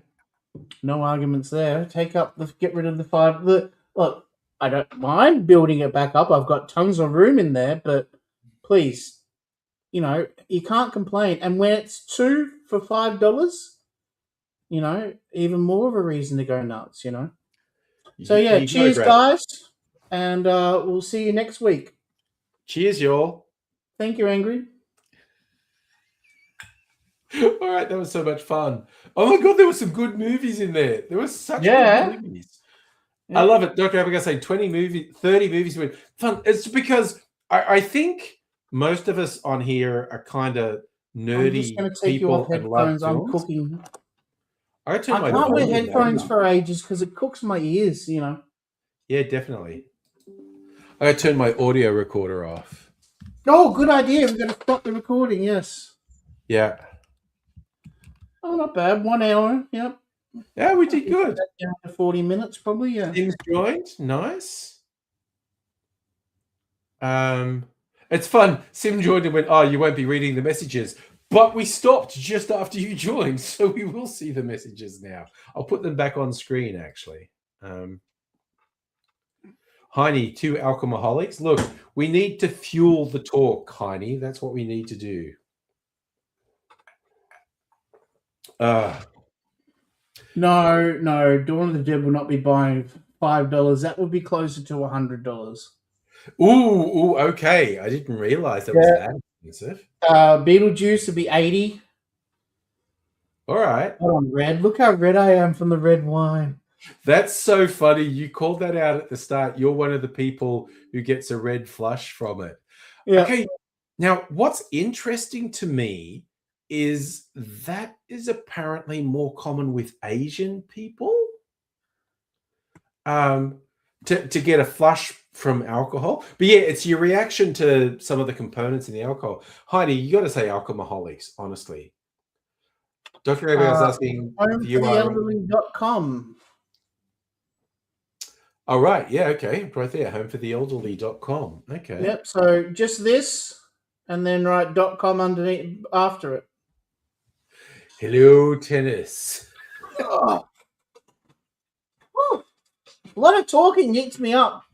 Yeah. No, but I mean, this is just made for us, just like fucking film nerds, honestly. Yep.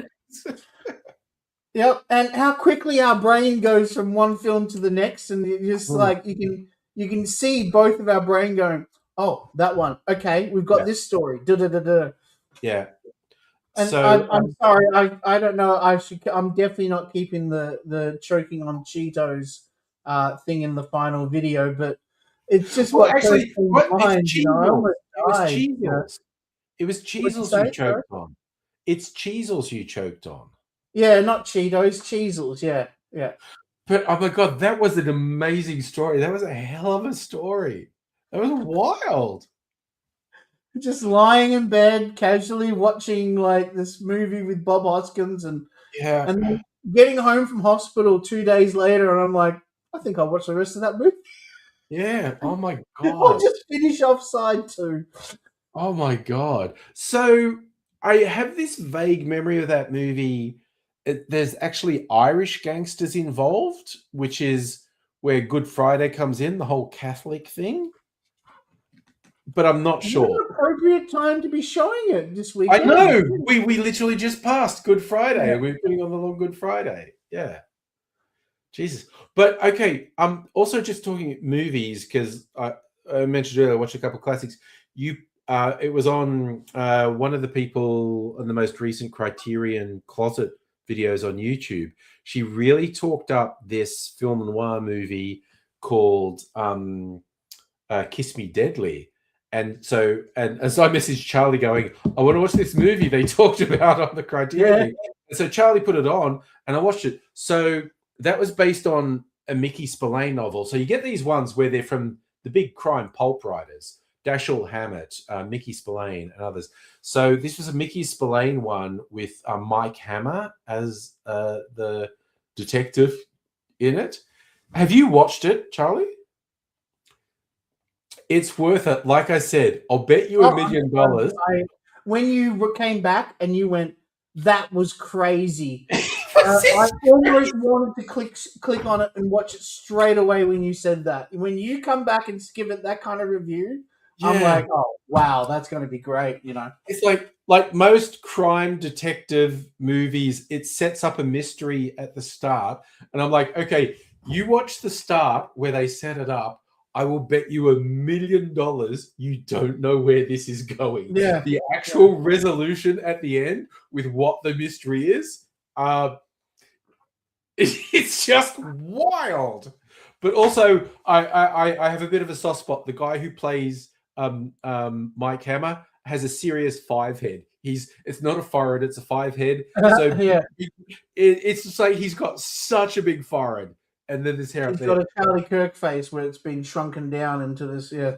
Well, he's got a normal. He's not quite Charlie Kirk. He's more me. He's got a normal face, but a ridiculous sized forehead above it. Jesus, and he also does the thing because he's a cool detective guy. Like I was watching it, Safra. I think I have a 6 head at this point. Honestly, as the old joke is, he's not losing hair. I'm gaining forehead. But you know. Yeah. Mrs. Angry watched most of Kiss Me Deadly with me, and we're just laughing at like at one point he's at like a service station, and he calls the guy working the service station kid, and I went, he just called someone who's obviously 30 kid. Yeah. It's a bit talking down on someone when you call them kid. Speaking of Mrs. Angry, I could only find 5 of the 7 Babylon 5 movies. Oh, well, I think they'll be pretty happy. She watches them with her lad. So as soon as they're working their way through the Babylon 5 series, they are powering through that fucking series. Oh yeah, they when they're together, they watch 3 or 4 of them in a go. Yeah, like they are just knocking that shit out of the park. Yeah, but he just said like on it was either Friday or Saturday, he just said, "Oh, there are these movies," and I just went, "Oh, Charlie will get them if they're out there." So I messaged Charlie, and Charlie. Yeah, if they're there, if I can get them, I'll add them for sure. You know. Yeah. But yeah, so I did all golf movies today. Did you saw that a whole bunch of golf movies went up. I decided we need more golf movies. And they were literally from documentary to drama to comedy golf movies. And there's also a TV show coming in that's all about the history of the PGA Tour and stuff like that. Oh my god! Okay, like fuck it, you know. My dad is obsessed with golf, and golf. Get him loaded up. And then I found that weird Mel Gibson movie with him on the radio. That's a recent one, yeah. 2022. Yeah, I was like, okay, that's going to be interesting, you know, like. So Abigail's asking about HD remastered of Babylon 5. What's this? Someone wrote HD versions. Oh, okay. Do you have the HD remasters of B5? I heard they're not the best, and a fan made HD remasters. I haven't even looked at them. I downloaded them from Mrs. Angry, and she's just loving them. So yeah. My favorite thing about Babylon 5 series is you watch it because it's like from the 90s, and you go, oh, they have a lot of computer generated spaceship stuff, and you look at it and go, oh my god, you were so fucking proud of this when you made it. When like it looks, it looks shit as season 1. Looks shit as now, but you look at it and go, oh god, you guys were so proud of this computer generated. So it's like even just by season 3, the computer generated spaceships were so much better than season 1. But it was pretty funny because you could just look at it and go, yeah, you guys thought this was the tits, didn't you? You thought it was so good. That's the risk of using CGI. So they used 24 networked Commodore Amiga 2000 computer using a program called NewTek Lightwave 3D software for its CGI, and they were proud as punch of that. Oh yeah, you can just tell they would hold the shots so much longer than it was. You know, like a clever CGI person knows to quickly get it off the fucking screen quickly as possible. If it looks shit, you know. It's but they didn't on the thing, Sim, is Babylon 5 a show where boy band 5 won't shut up? Yes, it is. It is. It's a reality show. Do you remember that boy band show? There was a movie that was on SBS, and they used to play it constantly, and it was a Norwegian boy band show. No, I'm not familiar with it. So funny. I'm intrigued. Now you've brought it up. I'm really Oh, intrigued. it was so funny. Okay, I've got to find it. Keep talk. Sorry, don't ignore me from. I've got to find that now. My No, brain's you're going to find it. You got to tell us what it is. um.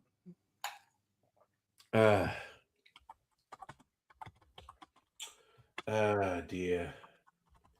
Trying to think. What to do? All right. I think not tonight. Maybe Tuesday night. Maybe during the week. I am going to make a Ouija with that mid. Like I've got to show this off first. It's just a cool name for a liqueur. They call this whiskey dark cacao liqueur Midnight Dram. It's just such a cool name. So what is it, Charlie? It's called Get Ready to Be Boys Voiced. It came out in the year 2000. Oh, man. Just instantly that one picture and I'm starting to laugh already. Yeah. Norwegian mock documentary following the trials and tribulation of a boy band called Boys Voice and their fans and management. You know, like, yeah. Oh, man. I'm going to add that for sure. Yeah. I've completely forgot about that film till you brought that up then, and now my brain just can't wait to see that again. You just reminded me of the Andy Samberg movie. Yeah, that was a good one. Don't Stopping.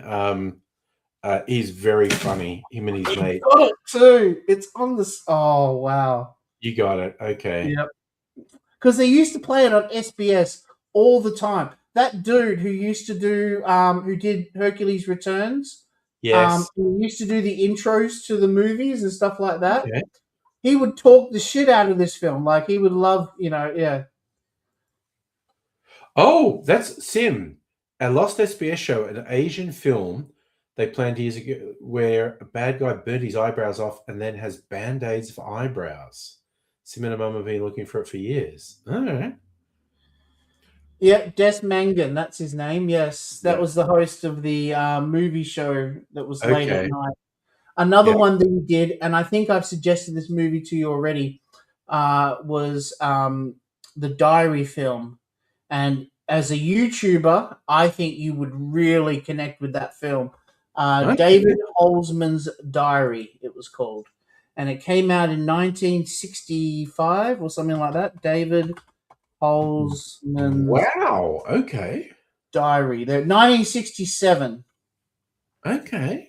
A documentary which appears quite real on the surface is about a young man making a movie about his everyday life, discovering something important about himself and his reality. This film is not a real documentary, or is it? It's set up as if maybe it is, yeah. Or is it? Yeah. And what he hates is, as he's making this film about himself, is he starts to hate himself because the film is showing things about himself that he doesn't want to see about himself. And it's fucking brilliant. Like, I remember, again, another one of these late, late night SBS films. You know what you just made me think of? A film from, I'm looking it up. How long ago was it? It's called, 2010. So it's like 15, 16-year-old film. It's called The Fighter. Christian Bale and Marky Mark are in it. Where Christian Bale is like a has-been boxer who became... Oh, yeah. That's addict. But Marky Mark is coming up. And there's a thing, Christian Bale's character is being interviewed by this documentary crew, and he thinks it's about boxing and whatnot. And there's this point where the documentary crew just go like, no, we're interviewing crack addicts. It's just like, oh, damn. Like Christian Bale's character thought it was one thing, and eventually the documentary crew go, no, this is not like a redemption thing for you. We're literally interviewing crack addicts. And I was like, oh, damn. Yep. Reality check. So Sim says the main thing to remember, the bad guy with the band-aid eyebrows is being rude to women in a convenience store. And she says, no eyebrows serves you right. Nice. I'm sure I saw a comedian doing Yeah, something about band-aids for eyebrows recently. It's one of those films that it's like, oh yeah, that rings a bell. Yeah. Yeah.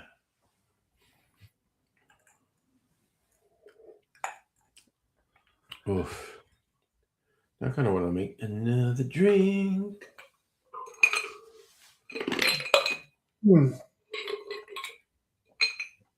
I'll put this ice in there, maybe. Do ice. Are you going to send me that audio tonight, like you've been doing lately? Or tomorrow morning, one of the two. Okay. Because lately you've been sending them at night time, and it's been like, yeah, just so I don't forget. I kind of switch off here and go out, and because it only takes a couple of minutes to take it off the audio recorder and put it onto G Drive. So yeah, I can't download this video that we're making right now until tomorrow morning anyway. Okay. It needs to process in YouTube before it will allow me to download it. Yeah. I mean, it does also record it in StreamYard. I could send you the StreamYard recording. Yeah, but then it has like that timer up there in the corner. It does, yes. You know, and stuff like that. I've seen recordings from StreamYard. Okay. All right. No. I'm fine just grabbing the YouTube one off tomorrow because what I did last week was before I even got the picture, I just took yours, mine, and Sim's because Sim sent her straight away as well. Yeah. So I took yours, mine, and Sim's audio, and I just started doing the scrubbing with audio only, and then synced up the video afterwards. That's where that clap thing came from. You know how I had? Yeah, we were doing the clap. You know that clap, yeah. Yeah, it just kept on being funny when I was hearing it, you know, rather than seeing it. Yeah. Ooh, I'm just playing with the screen at the moment. I was watching this someone playing with StreamYard the other day, and they kept on swapping over all the windows constantly. Yeah, which you can. Yeah. So annoying, you know.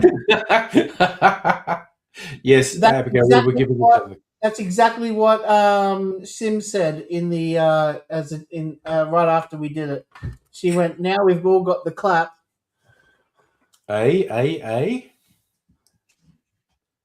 So I'm thinking making another drink with this midnight dram. Chocolate, maybe rum. I did it with brandy. Maybe with a rum. I'm just being a wild man here. What are we doing? I think maybe go back to this one. I'm just thinking, all right. Yeah, you know what? Fuck it. I'm making another drink. I don't have to do anything tomorrow. Yeah, I haven't finished my wine yet, so, you know. Yeah, let's keep going. Oh, okay. So, coming over here, I've already got the thing like, let's just go right fucking off with one of my highest proof rums, OFTD. So it turns out Furphy's had the clap as well. But not from Bryan Adams. He got it from Sting. Yeah, well, Sting's a dirty little... Was he... Sting's into... Yeah, Sting would put his dick in anything that moves, you know. Yeah. Sting's not shy about where he sticks his dick. Although he was fantastic in Lock, Stock, and Two Smoking Barrels. He was. He was actually quite good in that.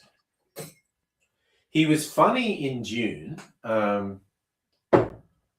but he was just genuinely good in Lock, Stock.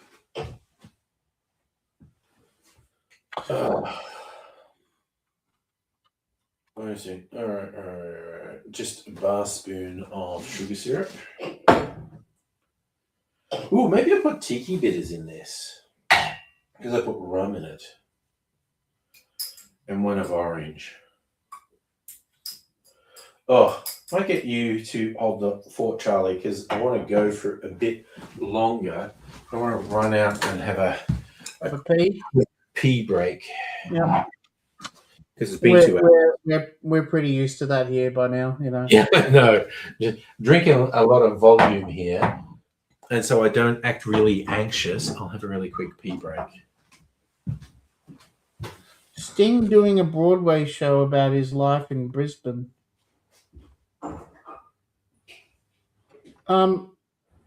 Wait, are we talking about the same Sting? The singer from the band Police, Sappho, is that what you're talking about, buddy?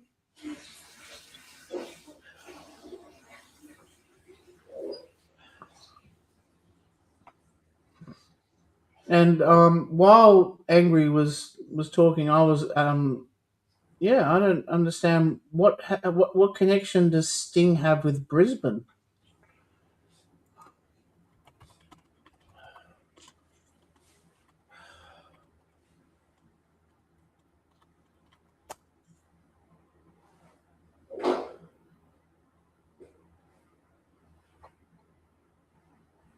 Yeah, so I can't find that movie that has the bad guy with bandages over his eyebrows.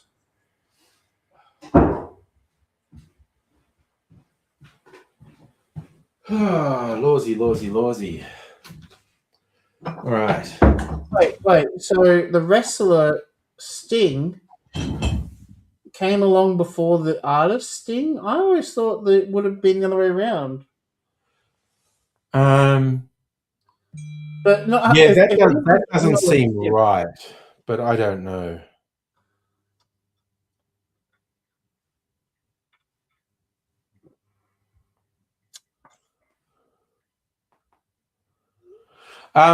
Because Sting's had the name Sting since the 70s.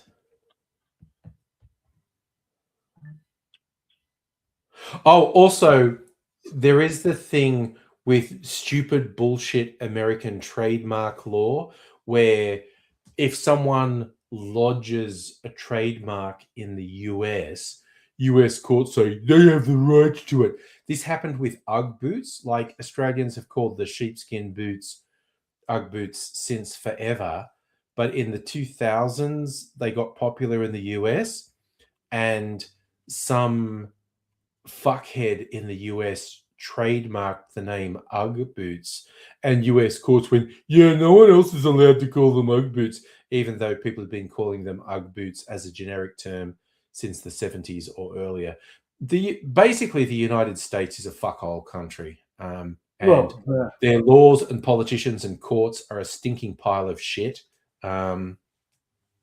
Which is a horrible, sad thing inflicted on the decent, ordinary American people, honestly. It's like, I'm sorry, you might be an awesome person as an American, but your government, judicial system, corporations, laws, and everything are fucked. Okay, yeah, Sim, that's what I thought you were saying. Sting the wrestler registered it as a trademark in the US, and it's just like, oh my God, go fuck yourself. Americans, you're not that fucking important. Which is another thing. People of influence in the US hate being told, fuck you, we don't care what you think. But yeah, there is just a cavalcade of bullshit with American politics, business, law.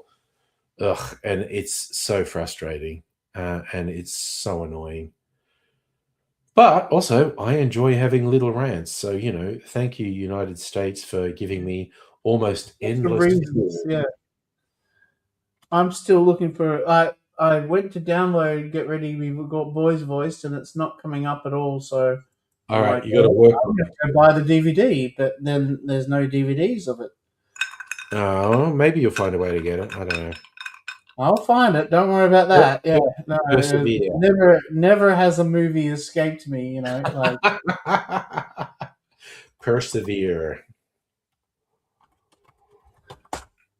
Oh, actually, okay. I just want to keep talking about movies, like either new movies or classic movies. Yeah, if you want, yeah, for sure. Yeah, let's do it. Okay, so new ones I watched, and more or less recommendations from you. 2 relatively recent releases. How to Make a Killing and Send Help. Yeah. Which I was furious at that ending. Of which one? Send Help. But they wanted to make you... Okay, no spoilers, but I think they want to make you furious at the ending of Send Help. Yeah, yeah. I literally think they want you to go, fuck you, you're not allowed to do that with the ending. I literally think that's what they were doing. Yeah, that's what it felt like too. Yeah, it felt like it was like, what are you trying to do here? You know? Yeah. Yeah, no. I really felt like they were deliberately trying to fuck with audiences with that ending. Yeah, no, I was very, very annoyed, you know, like, Yeah. because he had the bloody horn, you know, from the bike. Oh, you know what I liked about that? There was a lot of Chekhov's gun stuff going on. Yeah, Like, so much. really early, the central character, her bookshelf's full of survival books, and it's like, oh, she's going to be thrown into a survival. They're telling us that she's got all these books about survival. But yeah, when and people are having a fight in a on room, Survivor and wants to be in Survivor and all that. Yeah. But when people are fighting in a room and there's a sculpture that has horns, you go, well, someone's getting stabbed with that. Sam Raimi has this history with his films as a director. It's a Sam Raimi film. And It is. He has a history with his films of just throwing shit in actors' faces. Yeah. And he did that twice, one with the hunting scene and one with the where she rescued him and was vomiting. Yeah. Constantly Oh god, the vomiting scene was hilarious. It was so fucking funny. And you know, just it as a fun movie, I was like, Angry will like this one. Boom. Yeah. You know? That's what I often usually suggest, you know, like dad movies. Yeah. You know, because you seem to really gel with those and with me and you and do that. Yeah. It's also a safe bet. Like if I start suggesting some art film that I really liked, there's a chance you might not like it, you know, and then I just feel guilty for wasting your time. You know what I mean? You had the same problem when you sent me 30 Days of Night. You went, oh God, I hope he likes it. I hope I'm just not gonna, you know. Yeah, I mean, 30 Days of Night is fucked up. And I mean that in a good way. Like, it's one of the darkest, most violent vampire films I've ever seen. But okay, it's like a 20-year-old film now. So, spoiler for a 20-year-old film. Two bits that I think epitomize how creepy and fucked up it is. Because it's these Eurotrash vampires. They're hundreds of years old. And they find out there's a remote town in Alaska that's in complete darkness for 30 days. So they go there and cut it off from the outside world so they can take their time killing everyone in this town. And there's two bits that really up the creepiness. One of the houses the vampires break into has got an old record player, and the vampire's got really long claws, not fingernails, and he puts the record player on and puts his claw in the groove of the record, and it resonates up his nail and plays the record. And there's something so creepy about that. Can I guess the other one? Oh yeah, go. Yeah. Okay. Yeah. It's the darkness scene with the glow in the sea in the dark goggles, where it looks completely empty. There's not a sound, and then when you put the goggles on, they're fucking everywhere. Which is a great shock bit. But my other favorite, just gross, creepy thing. Oh, it wasn't it? Okay. No. There's a few survivors who've been hiding in an attic for a couple of days. Yep. And the vampires know there's some people still hiding somewhere. And so at one point, the people in the attic looking, and there's a person, a human, a non-vampire, a woman stumbling down the street, sort of going, help, someone. And the people in the attic go, we've got to help her. And guy grabs and goes, nope, wait. And they see the vampires are following this. They've actually caught her and they're using her as bait. So that's creepy. But what's really creepy is when the vampires go, well, that didn't work. We're just going to kill this person now. And the Eurotrash vampire sort of jumps down and she looks up and realizes they're going to kill her. And she says, oh, God. And the vampire just looks up at the sky and looks down and goes, no, God. She's like, oh, my fuck. What the fuck? Honestly. That's full on. And also, I'm surprised they never made subsequent ones because it was a comic. And there are two other major arcs in the comics, which I've read, which are actually pretty good. They could have done so much with a sequel. You Yeah, know? and but the sequels were already written, and they were pretty good. Sim, they're fucking everywhere. Vampires don't need procreate. Yeah, but they like sex. You watch Interview with a Vampire. They just like sex. Also, oh god, I caught up. List. I caught up with the last 2 seasons of Interview with the Vampire, which were pretty good. And the only reason I did that is because I saw a teaser for season 3, which comes out, I think, in June, and it centers on the Vampire Lestat. And I saw the setup for it and went, this looks fantastic. I have to watch the first 2 seasons before this comes out. Yeah. Because season 3, based on the novel The Vampire Lestat, just looks awesome. And honestly, the first 2 seasons, which are based on the book Interview with the Vampire, were good. I enjoyed them. Not my all-time favorite show, but it was good. I enjoyed it. So one of my, I guess you could say, friend partner channels, whatever you want to call it, is called I'm Making a Movie. And you saw him comment in the video when when the music video he was watching that with you. So he did a very good special on Michael Winner films. Michael Winner is best known for making Death Wish. Oh my god! Okay. And he did a whole bunch of he was a British director, worked with Canon.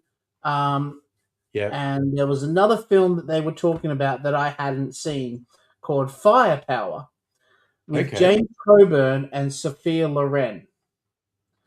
What was that shot in Italy by any chance? A low-budget 70s action film made in England. And it was absolutely so over the top, you know. Yeah. The bad guy has a dummy who dies. You know, excuse me for spoiling a 1979 movie. A friend of 1970s movie. The bad guy has a fake bad guy who pretends to kill him, and so they're like, "Oh, good, the bad guy's dead," and they're like, "Oh, wait a minute, the bad guy had a headache. Did this guy have a headache?" You know, no, it's not. The bad guy must be alive. You know. So the bad guy's hiding out on this island, and Sophia Loren is kind of like this gold digger chick who will change sides where the money is, you know, Yeah. And so Sophia Loren's been found out to be a gold digger chick, and so they're kind of kidnapped her now and put her in a room, you know, and James Coburn goes to rescue her and also grab the bad guy at the same time. And so they're on an island, and so to get off the island, you got to get a boat or a plane or something like that. So he goes through and puts bombs on all the cars, all the helicopters, and everything goes through it, and then grabs a bulldozer and then just starts driving through this humongous mansion, one room at a time, just taking it through. And I'm just sitting here going, this is fucking great.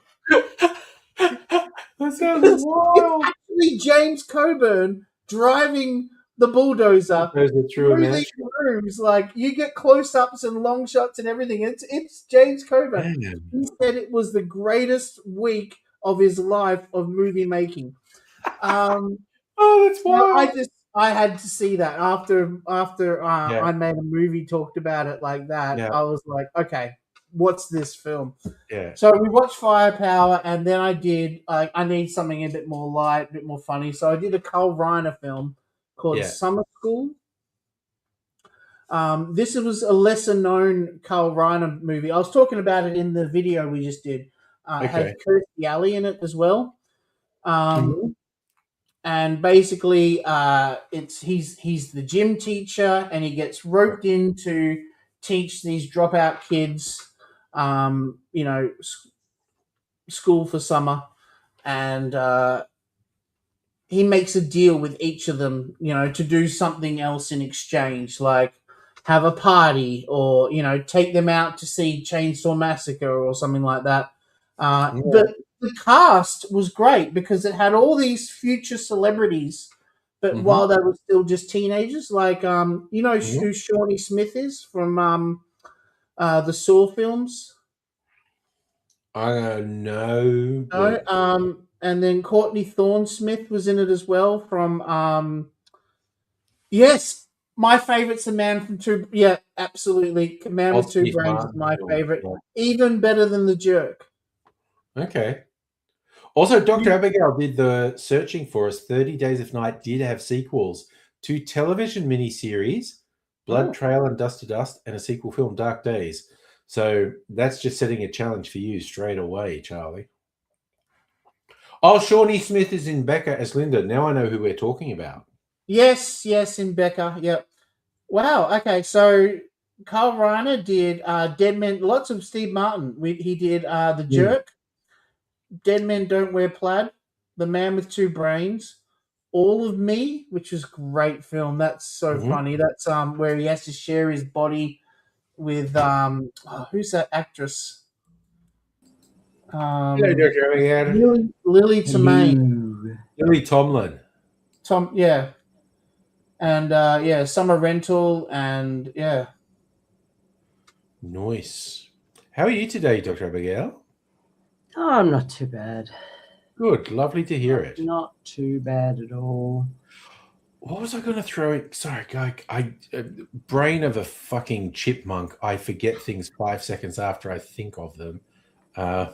Like if I go back through chat, maybe I'll remember the thing I was going to say. Probably not. I should probably just abandon any thoughts of a thing I thought of a couple minutes ago. Honestly, Jesus. Tiny Jesus, what do you say? I've had a nothing day, so I don't know. I spent all afternoon sorting resistors, and they're all sorted, except for I ran out of little plastic bags, so this is the last of them. They still need to be sorted, but sorted by ohms. Like, for real, this was so cathartic. Nice. And these are just my 5% tolerance ones. I've got some blue metal film resistors, which are even better. Sorry, I love this. I have no idea what any of that means. As Charlie called it, it's like me arranging my liqueurs. Yeah, look, I mean, and I've got like capacitors next. I've got a thing for miscellaneous components that I'm going to use here. Like, I've got a bunch of transistors that are just kind of all different, but I've only got like 3 or 4 of each and stuff like that. All right. I feel like, okay, because I don't know how long I'm going to be. Previously, I had them all just in a drawer, just chuck them in a drawer, and it got unmanageable. So, yeah. Sorry, the lag caught up to me and you started speaking. That's okay. I want to, before I go to bed, I did put this on the Discord because Heini pointed out it was Zombie Jesus Day. Oh, it is too. It is. I guess. Yeah. I need to reshare this with everyone because I found it. It was on Twitter and I put it on Discord. But let's put this on. Oh God, Sim, that's great. Joke in chat. Inflatable Jesus in a sex shop. Nearly brought it. Left it on the bus to freak people out. He was self-inflating about. Oh God. He was a self-inflating. This one. Also, my question is: you'll see there's applause in this. I want to know what they're applauding. So, oh my God, are they recreating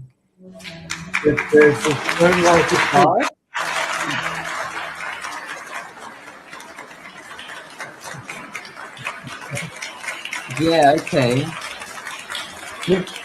They missed a bit, but sure.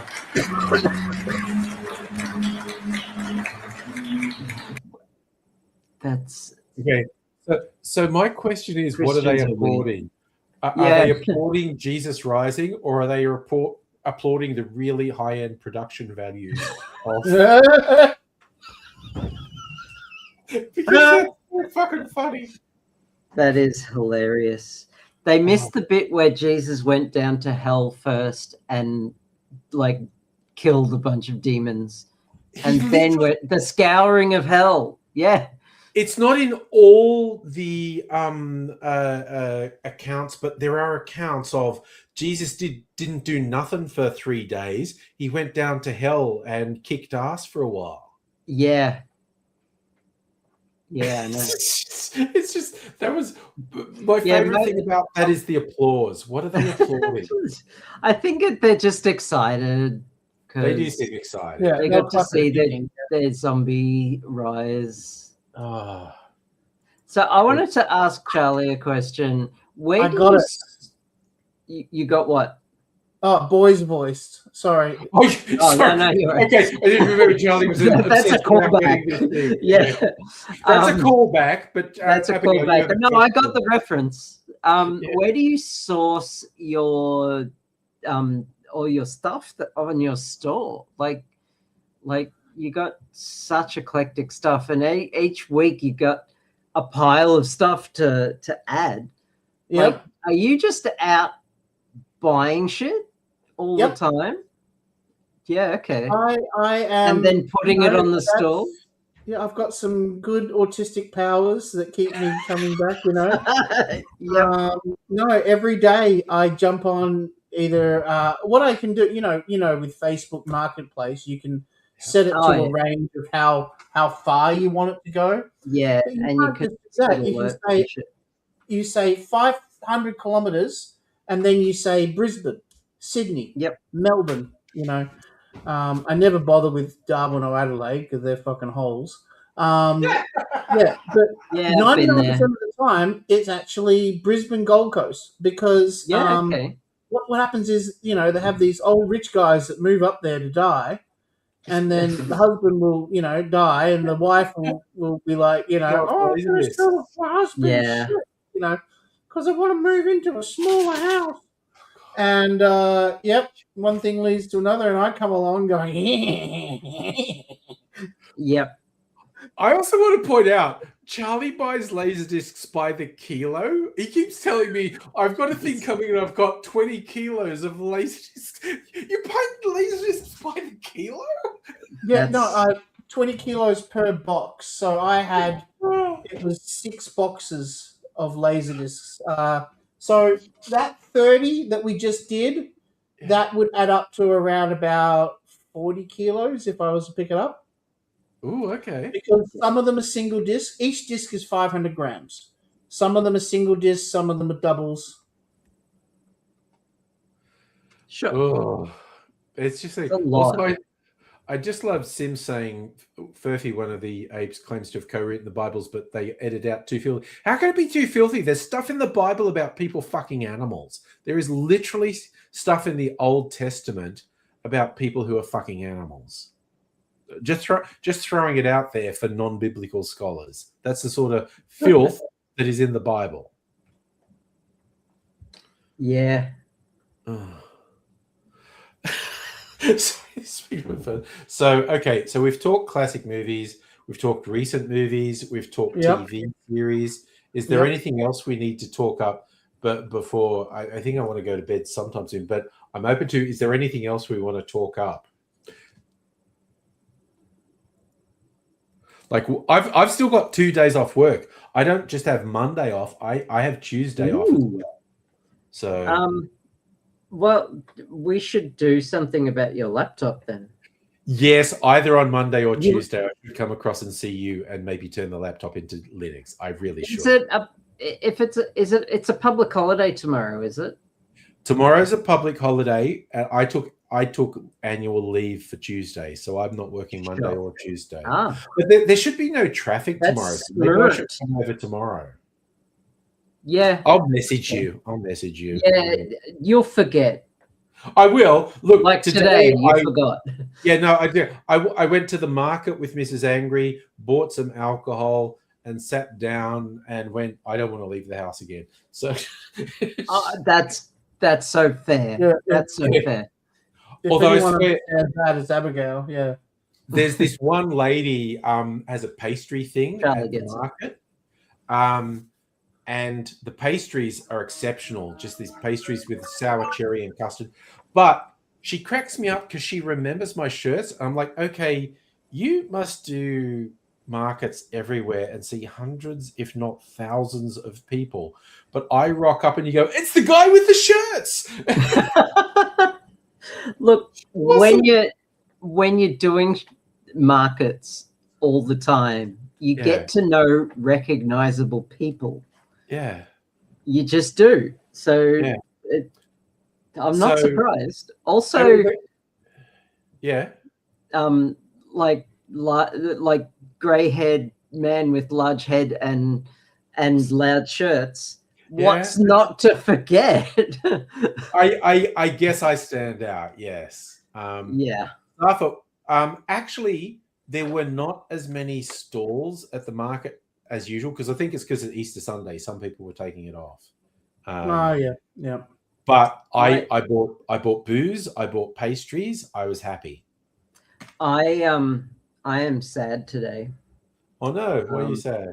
My multimeter, my good multimeter, because I've got two, has failed me. Oh, The no. LCD screen is balked, and it just doesn't work, and I am sad.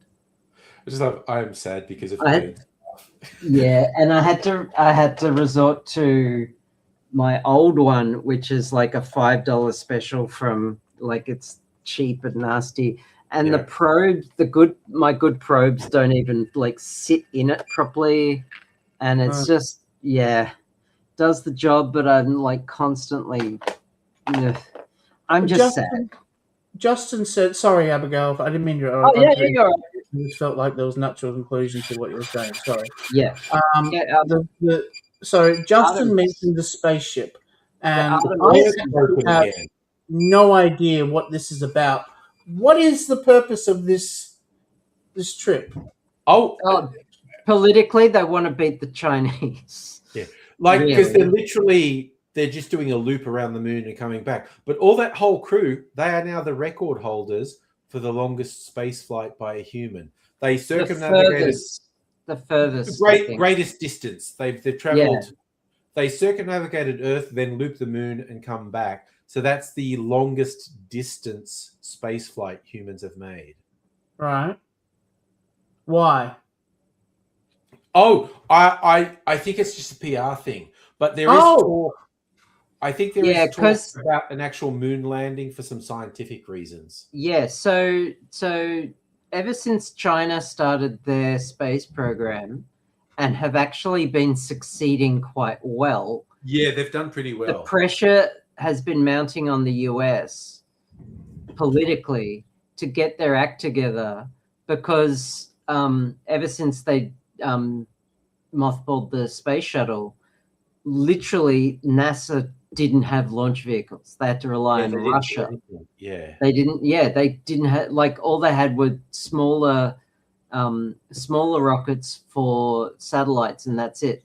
So anytime they wanted to put people up into the space station, the ISS, they had to rely on Russia.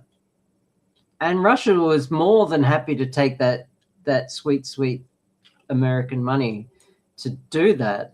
But again, political tensions are such that they had to figure out how to do it themselves. So at first they tried to get private companies to do it, and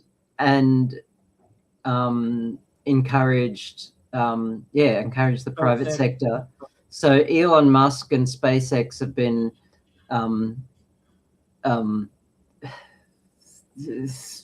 crashing rockets and blowing shit up. Yeah. And then there's Jeff Bezos and what's his name? Richard Branson. Richard Branson, yeah. They all Branson and Bezos kind of gave up though, didn't they? Or they didn't give up. It's like Bezos has a working rocket, but it hasn't gone into orbit yet. It'll go into space, but it's only on a ballistic trajectory. It'll go up and then just straight back down again. So, and Branson's effort didn't even get that far as I'm aware, Virgin Blue.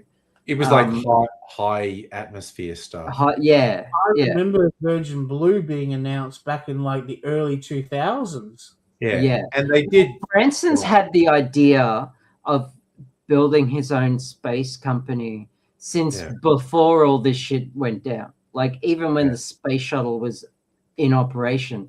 Remember the movie Superman Returns? Yes. The space shuttle on the thing. The space shuttle on the 747. Yeah. Richard Branson actually had a cameo as one of the pilots of the space shuttle. Yeah. Because that's like he was in the industry at the time, the space industry. That's how long he's been trying to do this. Yeah. So seeing Musk fail over and over again and get like asymptote himself to oblivion, spending way too much money and not getting anywhere. I mean, it's limited success, if you ask me. Yeah. Does Artemis use any SpaceX technology? Not as far as I'm aware. No, I don't know. Yeah, they. I think it's all NASA stuff again. Yeah, Charlie. Not to change the subject, but I'm going to change the subject. Right behind you, there's a building. Is that a building out the window? Yes. Yeah. Those lights going on and off, like it looks like some kind of Christmas lights. There are lights going on and off behind you, Abigail. Yes. Yeah. So this building you can see behind me is the exact same blueprint as the building I live in. All right, so it's another apartment building. And there's four of them. There's four of them. I don't know what's going on, but clearly someone's moving around a lot. There are lots of lights. There's a lot of activity, but the thing is, they're on different floors, and like it's to get. See, there's this crazy shit going on. This crazy shit going on. I don't know what's going on. I can't hear any smoke alarms or fire alarms or anything. But, which honestly, legit happened one time. I visited Dr.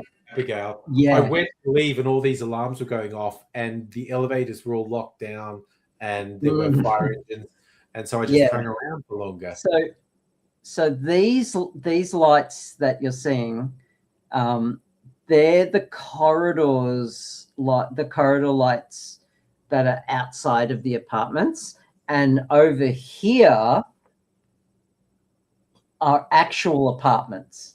Like rooms and stuff. So these are the hallways, and they're motion detectors. Yeah, they're motion sensitive. So like they trip off. Even like I don't go outside, but I go to my kitchen window, which is facing the corridor with the blind up, and it'll light up. So it's pretty sensitive. So that's probably why it's going nuts. On and off like like Christmas lights at the moment in the background. Yeah. Usually my big fat head's in the way. So because my head's not small either. No. It's not a forehead. It's not a 5 head. Sorry. Is your camera tilted up higher tonight? Is it? It is. Yeah. It's just that's the way it's just. That's cool. And I'm sitting a bit further back from the desk as well. Yeah. So normally I'm like sitting here, and I might have the camera tilted like that. Yeah. So you'd still see it. It's just not as. It was just a bit more. Yeah. It was just like that stood out the most. Yeah. No, that's cool. I was cool. Rottweiler dude in the chat talking about, if there was a moon base, humans would have to have all these things to exercise and gravity. Did anyone notice pathological liar scam artist Elon Musk abandoning the Mars idea and going, we're going to do a moon base? It's like, no, you're not. You're fucking not. You fucking lying sack of shit. He's just... there was another one. Remember Angry, he did the tunnels? He had these vacuum-filled tunnels. Oh, the fucking, the Hyperloop. That's it. Oh, my God. The Hyperloop, yeah. The Hyperloop was such a boneheaded move. He thought he was bullshit. He thought he was just the shit for inventing, essentially inventing trains. Yeah, that's what it was. Yeah. Yeah, and the fact that it would be in vacuum sealed tunnels and going at like hypersonic velocity in a vacuum, you wouldn't catch me dead on that thing, because it's you're one screw coming loose away from, like, that's a speed of a bullet, and then suddenly there's a vacuum outside the train that you're in, and it's just nuts. And the fact that it's like he proposed like this huge tunnel, like interstate tunnel, the power requirements to make that a vacuum is absolutely ridiculous. Yeah. So he, like, when finally science and facts caught up to his bullshit, his plans turned into a short tunnel that was supposed to go from like Las Vegas to somewhere. He got around the corner, basically. And it was like, instead of purpose-built train carriages, he turned it into cars, and you drive yourself. Because it was supposed to be self-driving cars that are driving really fast through this tunnel, forgetting the fact that cars need to have on-ramps and off-ramps, and the fact that you're underground now means that, you know, there's not a lot of wiggle room, and because self-driving tech was crap, it went from that to, you have to drive the car yourself. And when it finally came to the point where he could actually make a demonstration, it was basically an underground traffic jam. It was such a farce and pure Schadenfreude. It was. I actually fell for the whole thing. I got kind of sucked into the science of it. I felt like it had potentially, the dream behind it is absolutely fantastic. Look, to be able to travel at 500 kilometers an hour. The world needs dreamers. Absolutely, I admit that, but we don't need rich up themselves dreamers who've just been smoking their own farts and have sycophantic followers telling them they're Tony Stark. Yeah, for me, this was before he threw a rock through the window of his, little, it was that hilarious? It was a ball bearing. It was a giant ball bearing. It was a thing on a. And it wasn't. The windows are bulletproof. Have a look. Firstly, bulletproof windows on a car is the worst idea ever, because suddenly, if you're in an accident and it's about to catch fire, you can't get out. Emergency services can't break in and get you out. But second, it wasn't true. It wasn't true. Some dude just like lightly threw. It wasn't even a hard throw, and this ball bearing embedded itself into the window. And so fucking funny. Window right afterwards, after being like, I would have gone, oh, it's done, and then done. But he picked up the fucking ball and went and did the back window. Mm-hmm. Yeah. But also, do you remember he's like talking about, we're going to have Tesla robots, and it was a person wearing a robot suit. He did that more than everyone once. goes, no, this is really a robot. But then we find out it's a teleoperated robot. It's not an autonomous. And it was so clunky and awful. And meanwhile, in China, they're actually doing the thing. And Boston Dynamics in the US are actually doing the thing. And he's so full of shit. Yeah, that Chinese video with the dozens of robots doing the synchronized sort of kung fu movements. Yeah. That well, that's. I mean, it was unsettling in a way that is like it was designed to look unsettling. Yeah, definitely. Technically, nothing new about what they did. Yeah, but because it looked it looked awesome. It looked really awesome. And I mean, you could have gone over to one of them and pushed it and it would have balanced itself and then continued. Yeah. But the thing is completely scripted. They weren't following the kid. That like their routine was completely scripted. It was a pre-programmed routine. Yes. Yeah. So it was impressive, no doubt. But if one of those robots had a slight malfunction and then gotten late on their script, it would have just desynchronized and like Russia, and they couldn't even get the blanket out straight. Remember that? I don't remember that. Oh, that's brilliant. What was that, Charlie? So they brought out this robot in Russia and it starts doing its thing, right? And then straight away it just goes and falls on its face. And then they pull out a blanket, like, quick, shit, we've got to cover this shit up. Right? But I think I remember this. Twisted up into knots and they're just trying to both unravel this blanket. Like, I remember this. Yes. So funny. Russia. God. I don't know how we got onto this, but it's fucking hilarious. It's it is. It's so is. Oh my God. Yeah. It's funny until they actually figure out how to make death robots. Exactly. Well, I'm out of wine. Yeah, that maybe that's sign off. I finished my drink too. Oh, we're ending. Okay. Yeah, I've run almost an extra hour. Yeah, that's fine. That's fine. I don't want to overdo it. Yeah. Safa's probably not the only one who asks me how I shape up on Saturdays if we do a big Friday night. And I was fine.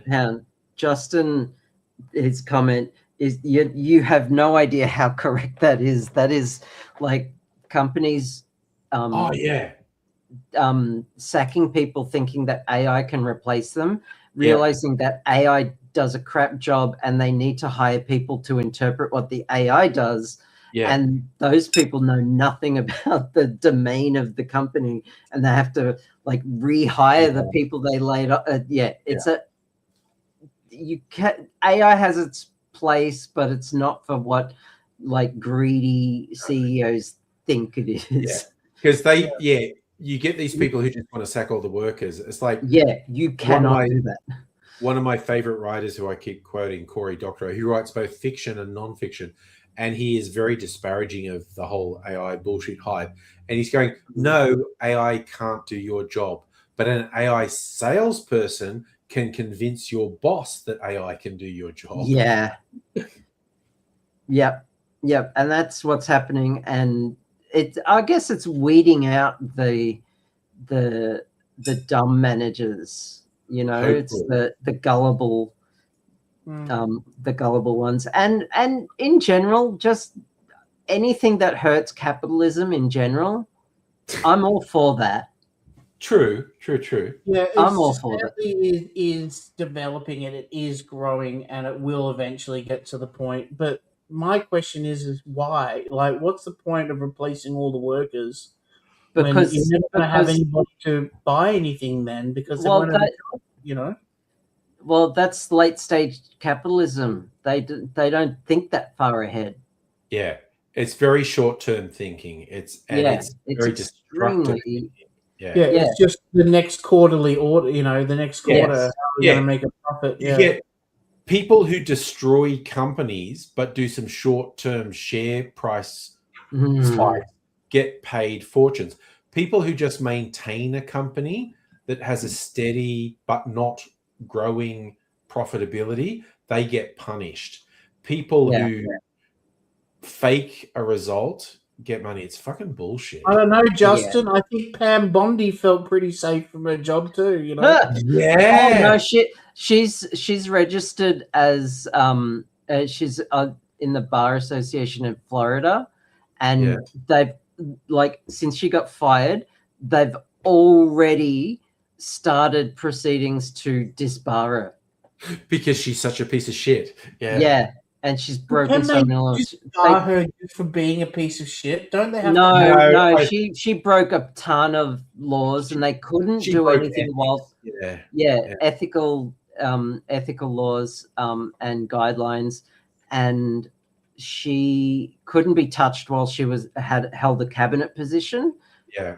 But now that she's been fired, the legislation, it's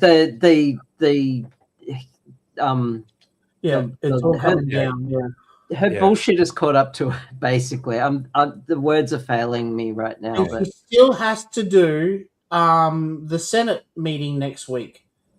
Does she still have to appear before Senate? Still has to do the Epstein files, so that's going to be interesting because I'm really curious to see how much she's going to defend them now. She might turn on Trump because the story I hope is so. She was on her knees begging to Trump to keep her job. I wonder how far she went begging. Yeah, well, right, well,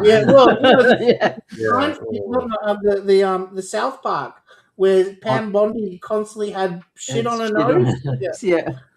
Yeah. Oh God! How did that get there? How did the shit get on my nose? We don't understand, you know.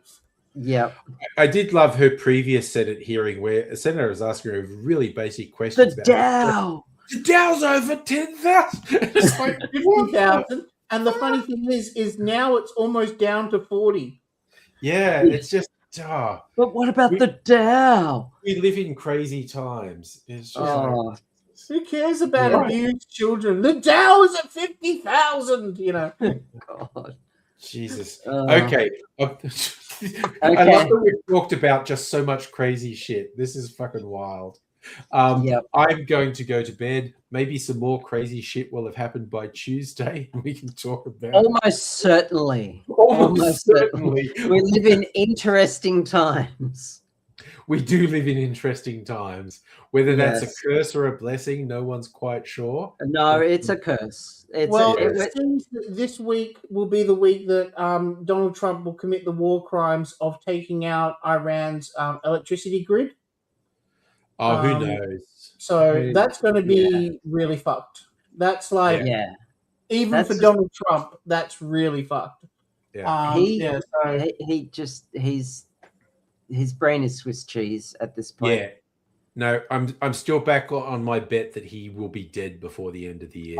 I reckon the 25th Amendment he'll get 25th Amendmented and ousted by his own party, and his health will suffer so much that he'll cark it. He just looks so bad. The last, I legit think he looks like a walking corpse. I haven't really noticed because it's so gradual. You know, like you probably they cover it up really well, but let things slip, like the huge bruises on his hands from the dementia medication that they feed him. They're injecting. Yeah, you see puncture holes in him all the time. That they're injecting who the fuck knows what into him. Yeah, but and his ankles are swollen. Exactly what that chemical is. Yeah, he's just gonna die. Anyway, fun, exciting things we're talking about. But I think you're right on what will happen. I think there will be a somewhat of a large uprising with the Republican Party, MAGA. It's already started. They are going to be pissed if he's gone.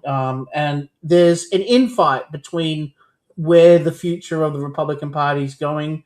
You got Candace Owen and and that Tucker Carlson, and You were you've got both that fucking little Nazis, racist twat, quite you know. honestly. Yeah. Just it's all going a bit crazy in the Republican I say we put them in a big ring and just give them sharp sticks.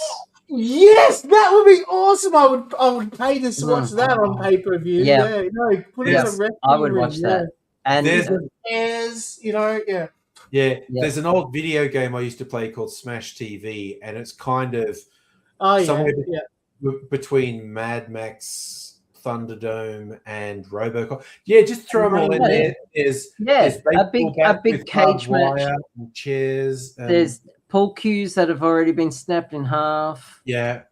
Yep. Yeah. Let him match, do it. WWE cage match with chairs. Bloodsport. I want to see deaths. I want to see. I want to see Mitch McConnell, his head shrink back into his shell. I want to. This whole people doing clips and wanting. This is not even out of context. We are just genuinely saying terrible things because it's funny. It's just funny. It is. Yeah. Anyway, you really want to go to bed. But this is such a strong ending for the stream. I really like this. Oh my God. Everyone's awesome. Okay, fun folks. If you're around on Tuesday, we'll be back for more. But bye for now. Bye. You are totally fucked up!